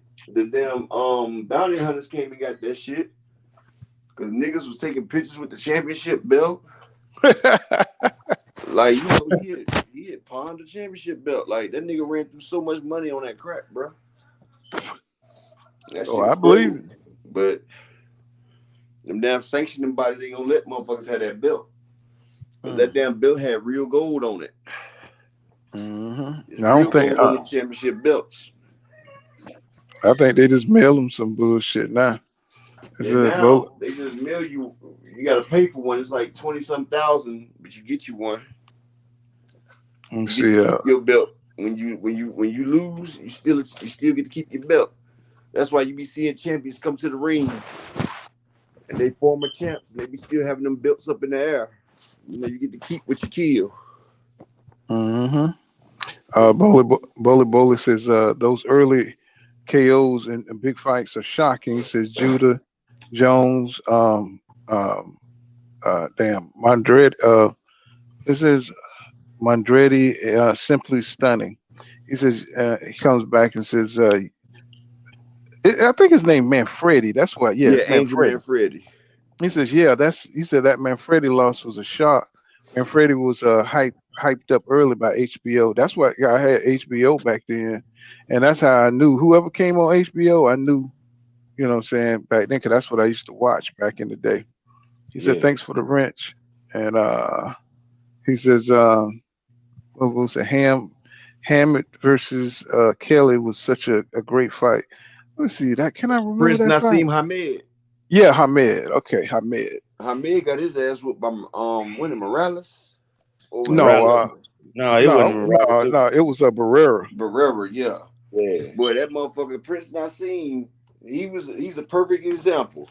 A motherfucker with all the skills, but he wasn't technical at all. And Barrera sat there and picked that nigga apart. He was He just couldn't athletic. land. Yeah, he couldn't land. He couldn't land on Barrera. And Barrera was destroying Prince Nassim, boy. That's cause Barrera was using them fundamentals. He was fundamentally sound. That's why I said. Yeah. That's what I said. That's like Earl versus Crawford. Hamed was Crawford. You know, everybody say athletic, and you know, Earl sat there fundamentally whooped his ass. He went out there and dogged him too. You know what I'm saying? He went out there and dogged his ass too. He ain't just beat him; he humiliated him. Yeah, because you what know I'm saying? Hamed was a shit talker too, boy. Mm-hmm. He had Oh, been talking Abuchi. big Oh shit. yeah, Abuchi. Yeah, man. God damn. Remember, Hamed had been talking big shit before the fight too. He had put the glove in Barrera face, told me he was putting him down. He was over there in England. You know, Hamed had the belt. You know, Prince Nassim flipped in the ring. You know, Hamed was Showtime back then, boy. Everybody loved him. Yeah, that nigga come dancing and shit. I used to hate to see that shit. But guess what? That proved my point, though. After Hamed got that worst ass whooping in his life, you see his career was over. That's why I tell you, it was. once a boxer gets exposed to not being unstoppable, the ride is over with. Man, now a close fight you lose, you know, like Holyfield did to Bo, you know, you can make some adjustments and come back. And that's what we be talking about when we say iron sharpens iron. You know, you fighting at a top level, you see the mistakes that you made, you go back to the drawing board, you make some adjustments, you come back out and you apply it. And Holyfield won. And then Bo did the same and he won. But when you get the shit beat out of you, you know that you don't even belong in the same league as the next person. That right there go ahead and humble you, because you realize there's somebody out there that's better than you. And if you get to a certain point, you might have to go against that person again. And next time he might not be so nice with you. Right. And then you start throwing belts in the trash can. Start throwing them shit dead in the trash can. Riddick Bowe, remember damn what happened in the damn Olympics? They said he had to fight Lennox. That nigga said fuck the WBC and threw that bitch in the trash can. Hey, who was that got whooped and then went to the Marines and cried and left in 2 weeks? Who was that? That was I'm a football player, wasn't it? No, it was a boxer. It wasn't Riddick Bowe. It was damn. It was one of them, man. Top. I'm gonna find next time you on, I'll have it, man. But it was a cat. It was a cat in Brooklyn. Roy Jones fought him in Brooklyn. He had braids. Dude just got out of jail like 2 months prior to that. You talking about that tall, light-skinned dude, David? The tall, light-skinned dude, man. He was giving Roy some problems, man. Man, once Roy got his time and died, he started humiliating that dude. Who we talking about? David. He looked like a damn light heavy. I think he was light heavyweight. Was he at light heavyweight at that time? Who was he fighting? I think he got dropped down. He got dropped down for Roy. Yeah. He was sticking Roy, and then Roy just started boxing him. And then when Roy started boxing him, he couldn't even touch Roy. You said David who? David something. But look up Was Roy. that after the Virgil Hill fight? No, I don't think it was that. That was hold on, let me look it up. I said, So was it that after was the Virgil Hill fight? I don't know, Yeah, bro. because it was in Brooklyn or the Bronx Because or you know something Roy like moved that. up to light heavyweight after when he got up there and broke Virgil Hill's ribs. Let me see. Hey, this one Roy was still Roy, man, when he fought this dude. Man, from 154 to 160, 154 and 160, Roy Jones the best that ever did it. Best that ever did it. Best to ever lace him up. It's no middleweight that was ever better than Roy. The way His he name did was James Toney, and James Toney was that nigga. He was like 40 something at no. David Telesco. David Telesco. Oh, Telesco. Was that after the Mm-hmm. Virgil Hill fight? It was before. No, Okay. after. No, it was after. Okay, so Yeah, Roy was a light heavyweight then. yeah. Because he Because fought. he came up there and beat Virgil Hill for the belt. Yeah, he fought that Richard Frazier dude, Reggie Johnson. Then he fought David Kolesko. Then after that, he fought Richard Hall. Yeah. Hey, but if you want to be real, we talking about cats that's been taking butt whoopings. But if the chat want to go watch some cats who was giving butt whoopings, man, Aaron Pryor and the Hawk. Oh yeah. Yep, Man, Aaron both of them. Pryor. Yep. And your boy McCallum. Yes, Oh sir. yeah, man. McCallum, he beat Julian Jackson. He was the first to beat Julian Jackson. Julian Jackson, my boy, that's the Hawk. That's the Hawk. I mean, Julian Jackson, that's that motherfucker. Roy had an opportunity. Roy had an opportunity to fight Julian Jackson. He want that smoke. His daddy wouldn't let him fight him. Yep. I'm gonna tell you another motherfucker that was a good fighter. People slept on him. If he wouldn't have fought Tyson, he would have went a lot further too. Razor Ruddock, them two fights with Tyson. Oh yeah, damn his career. Bro, that's who it was. That was the one who went to the Marines, bro, after he lost. He went to the Marines. Razor Ruddock. Razor Ruddock went to the Marines, was in the Marines for 2 weeks, broke down, cried, and left the Marines. He had 2 hard fights with Tyson, boy. Man, he lifted Tyson up off the goddamn canvas. And boy, you remember what Tyson said after the first fight? He was like, "Oh my God, he hit so hard." Yeah, he said he kicks like a mule. He kicks like a mule, yeah. Razor Ruddock was like Tyson had some dudes who were about that smoke now. Yeah, people keep making it seem like Tyson didn't have no comp. He had some comp. Bro, that whole 1 through 10, 2 years before Tyson. Matter of fact, when Lennox Lewis got his first, he was 2 years in the professional boxing, and he got his first loss. That whole, because Larry Holmes was still in it, that whole 1 through 10 are all Hall of Famers, bro. Mm-hmm. That's the best 1 through 10 ever in history, man. Now I'm gonna tell you somebody who was I think was underrated, and he probably had a few mental problems with Michael Moore. Michael Moore was a good goddamn fighter, bro. And he never did. Michael Moore forever be in the Hall of Shame. you up damn 10 rounds to 1, and you let Foreman get that bullshit off. Hey, you know how the story of the rabbit and the tortoise? That's that fight right there, the rabbit and the tortoise. Look, his corner was telling him, just stay back, you ain't gotta do shit, just play it safe. He was going on Foreman trying to get the knockout. He had Foreman against the rope. Foreman hit it with that 2-piece, blah blah. I said, "Oh Lord." That nigga that laid down. That nigga had to lay it down. Hey, bro, you know his damn whole camp was pissed the fuck off. They probably like, motherfucker. Like, and you know Foreman talk shit, even though he tried to low key not act like he ain't saying nothing and shit. You know he made that dude feel like shit. His motherfucking people was pissed the fuck off. Like, nigga, we was damn 40 seconds away from having a big party. Now, was this after Teddy Atlas? Was this after Teddy Atlas? Yeah. This is because Teddy Atlas used to have to do all kind of shit to get that food to fight right. You know, you remember? Mm-hmm. But this is crazy. They had 40 seconds and it was over. Look, they was up 10-1. Like, Moore was destroying fucking Foreman. destroying George. That's when they was like, "Yep, the age done kicked in. The last thing to go is a puncher's power." As soon as they said that shit, blue blue. And look, his people told him to stay away. Just stay away from him. That motherfucker didn't listen. He didn't respect him, man. He the whole time he was talking shit to George, He was man. trying to get that knockout from Foreman on his resume. Mm-hmm. And what happened was he got faloomaloomed. Cause Foreman hit hard, bro. Yeah, they said Foreman fucked Ali ass up. Yeah. I'll be right back, Paul. I'm about to switch device. Mm-hmm.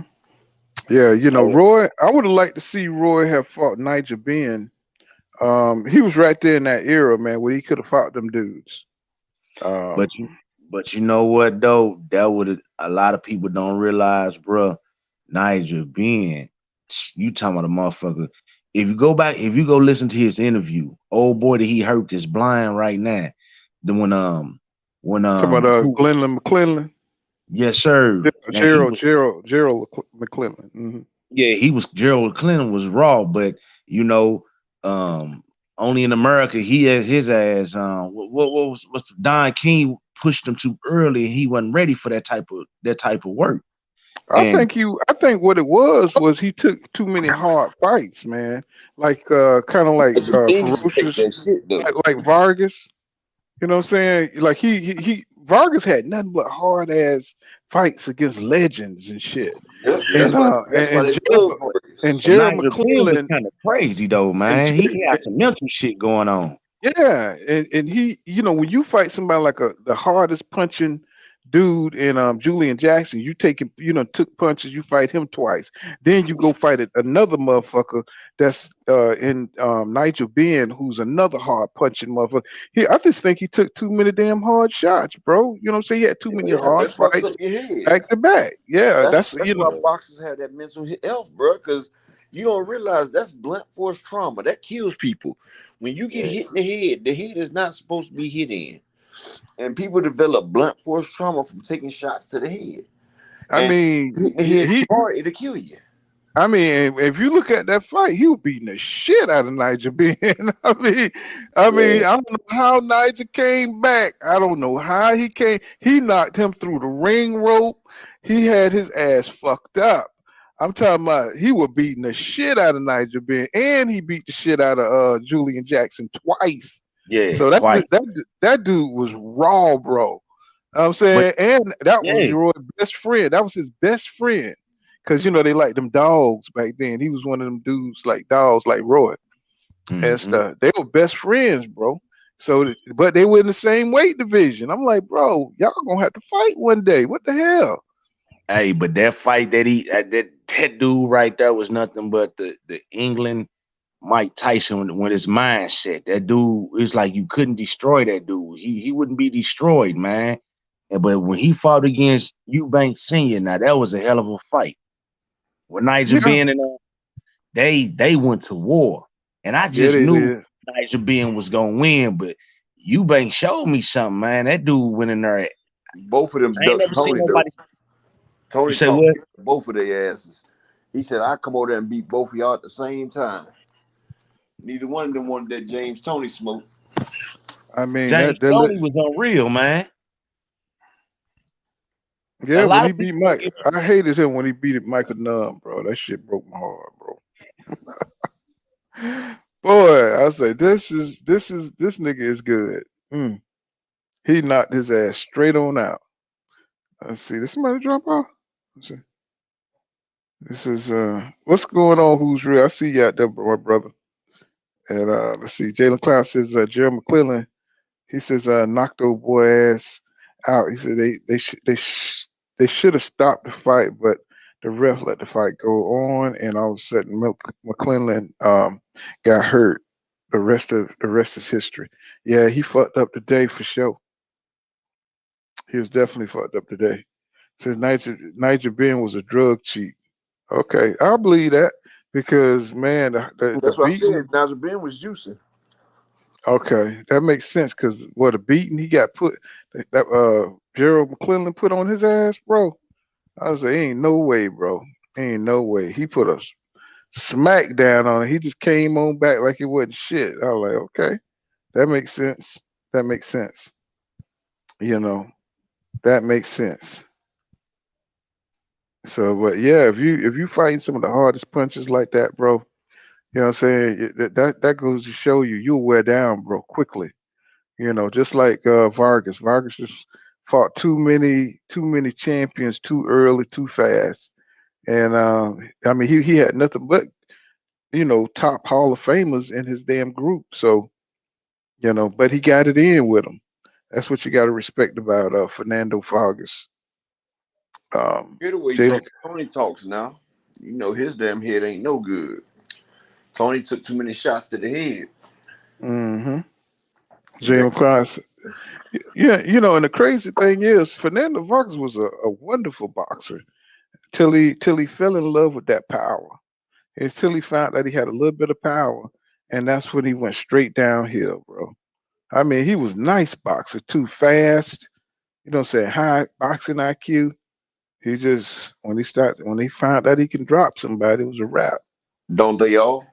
Don't they all? Mm-hmm. Once they find out they got a little stopping power, Mm-hmm. once they figure out they got some stopping power, you see Terence Crawford, he don't even try to box no more. He try to stop people now. Mm-hmm. Because Antonio Richardson said Foreman was in there quoting scriptures and shit. He said whipping on more. and he says being cheated in that. He said cheated in that shit. Them damn Brits don't give a fuck, bro, at all. Antonio Richardson says Ben was psychotic and a drug cheat. He was gonna try to come over here and whip on Roy, but see, Roy was taking that shit too, so it would have been two steroid monsters going at it. God damn it! Ben said he was Roy, but he didn't want to fight Tony. How is that possible? Roy Mhm. dog shit out of Ben ass. Oh yeah, shit. He said Roy. He said there's only one fighter in America that put fear into his heart, and he said that was Roy Jones Jr. God damn it! But he said he wanted to fight him. He said he wanted to get it in. And then Joe Kawasaki, he kept his ass. He Joe kept his ass Kasai waited hidden. for Roy got out the damn. So Roy should have been retired. Hmm That's the only way he was gonna fight Roy outside his prime, because he already know he would have got that Vinny Panzzi treatment on his That fight ass. pissed me off, man. The way he was doing Roy. He was doing Roy moves to him and everything. I was pissed off, boy. Vinny was talking mad shit too. He was talking mad shit. He was that Ben Hur shit. You know what I'm saying? That Italian stallion shit. Well, Roy was like, Roy shrugged his shoulders and shit and went up in between that motherfucker with an uppercut and hit that bitch about 500 times and shit before he hit the ropes and then hit him one last time. Boy, that shit was beautiful. Remember that one where Roy hit that motherfucker about 40 times in the I'm turn? talking about, man, he hit that fool so many times, bro. Oh, wasn't it pretty how he set him up? Who was that Roy was fighting that he had in the corner and he hit him about 40 times? Man, I can't even remember. I know what you're talking about. He hit his ass about looked like 100 times. The camera looked like wasn't even in real time, nigga. He was moving so fast. Yeah, he hit that motherfucker like 40 times, but y'all missed it. Y'all go look up Roy did 40 punches in less than 20 seconds. Roy had that Man, nigga in the corner. He unloaded a combo on that nigga. It was about 40 shots. The ref didn't even get it over there in time. He was like, damn. I'm gonna tell you when I was fucked up and done with Roy, when he put his hands behind his back. Oh, Man, and start fighting like a rooster. Dude, I was done with Roy then, man. He When he did that put to his James hands Tony. And then James Tony tried to do it back, and Roy caught his ass, knocked him down. oh man, Hey, he but would did you hear he hated that shit, boy. Hey, Oh but did you boy. hear what Roy said about that shit later? They asked Roy about that not too long ago. He said, man, James Tony was tearing my ass up. He say, but when I noticed, he started mimicking everything I did. He said, and that's when I did that little fake, and he did it back, and I just threw that jab and hit him. They did. He I mean, placed in the first round, bro. I've seen You say that what? fight. No, I've never Nah, seen. he did. No, I don't James think Tony Tony was on never he never steroids. hurt. Roy beat the dog shit out of Tony. That came out of Roy's mouth. He just did an interview about a year ago. You can look So it that up. must have been a lie. No, I'm saying, I mean, when I watched the fight, I didn't see him hitting Roy like that. He wasn't hitting Roy. And for one, he wasn't Bro, it hitting was too Roy. fast for. And for two, he did that to him in the first round. He put that shit behind his back in the first round, and Tony put his shit. Like Roy mimicked it in the first round, and Tony tried it, and Roy knocked him down in the first round behind that shit. Roy hit him with a jump hook. Called I mean, Tony and Bernard realized they had to wait for Roy to slow down. Yeah, Roy beat Bernard Hopkins with one hand. He broke his hand with Bernard Hopkins. Wait for. He was too fast for them dudes, man. You know what I'm saying? He was just like running around the ring, and I mean, shit. Tony was out of shape. Tony was out of shape and shit. You know, Tony was in shape then. He was in shape. Hey, look, I don't know why Roy said it, but that's what he said, man. I'm like, what? Yeah, I just know. Just go watch the fight. Just go watch the fight. Watch the fight, bro. Roy hardly got hit. Just go watch the fight. I've seen a number of times. I did hear Roy say. I didn't hear Roy say he got beat up by him, but I did hear Roy say James Tony was his toughest opponent. That was he was saying he got beat up. That was his first. He got beat up. No, he said. Go watch the fight. I mean, I didn't see it. That was a pound for pound number 1 versus a pound for pound number 2 fighter. Roy was the underdog. But in the first half, in the first round, you know, he did that shit and knocked Tony down. But then the rest of the fight, Roy couldn't catch Tony clean, but Tony wasn't catching Roy either. Tony had that defense up. Roy couldn't really explode on Tony's ass. But Tony wasn't hitting Roy. Roy just couldn't connect with him because Tony had that shit blocked. Well, Roy went to boxing them and touching them and, you know what I'm saying, popping them every now and then and that's just like outworking them. Bernard Hopkins. Roy broke his damn hand in the third round. Oh, yeah, Brian Branson, yeah, when he got down, yeah, he fucked him up real bad. Yeah, that was him who got hit with them damn shots. Who? Oh, Brian Branson. You know, the little dark skinned bald muscle dude with no socks. Hell yeah, Bowley. That's the one he had in that damn corner hitting about 40 damn times. I said, damn. And then he pointed at him, and he pointed at him, the ref, and told him to stop the fight, and he told him, and that's when he starched him off. Just boom, and just knocked his ass out. But how good are you when you make up a whole new style because you watching your animals fight in the yard and you doing in a championship fight though? Isn't that what the Chinese did? Isn't that what the Chinese people did? Oh man, the tiger, the crane, the monkey. Yeah, you know what I'm saying? Some animal movements. The whipping crane. God damn it, we got a lot of shit. The pig feet. You know what I'm saying? The oxtail. The 47. You know what I'm saying? You don't know, nigga. We got a lot of shit, but we could get on. Shit, that's where breakdancing came from. Believe it or not, all that kung fu shit. Hell yeah, but poor boy, I'm gonna have to go ahead and turn it in early though. But, but I appreciate everybody that subscribed to me and everything. I'll be back on here whenever Pool get back up. And y'all subscribe to my page. I'm gonna be putting a link on my page to my other pages tomorrow because I got some content dropping on the other pages tomorrow. But I'm gonna put them links in my videos. Yeah, we're gonna leave it right there. I need to go get me some sleep too. I'm dragging like a motherfucker. Yeah, I gotta do this security. My wife, she telling me to go ahead and take my test on this cybersecurity shit that she got me in. Oh, you about to make some money, my brother. Yeah, she said like me and her she gonna take the test too, but you know that shit starts out at like 300,000. Oh man. Yeah, so she got me in the class now, and she tutoring me and shit. You know, she paid for it, and we just both doing it on her shit. Like shit, might as well.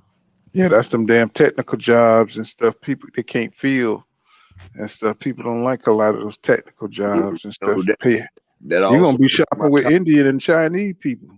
That also make my content that much better when I work on the computer and do it and put my shit up. You're gonna be drinking coffee at Starbucks, boy. I am the Starbucks, my nigga. All right, y'all. We're gonna leave it right there, man. I appreciate, man. Calvin Ringo, man, another OG. Inside, King Judah, another OG, bro. I appreciate everybody sliding through, man. Anton Richardson, I appreciate y'all sliding through, bro. Jalen Cloud, you know what I'm saying? You know, same time tomorrow, you know what I'm saying? We'll do it again. Who's real? Peace out, everybody, man. I appreciate everybody messing with your boy. You know what I'm saying? See y'all guys in the next one, man. Yeah, I'm so damn tired, bro. Peace out.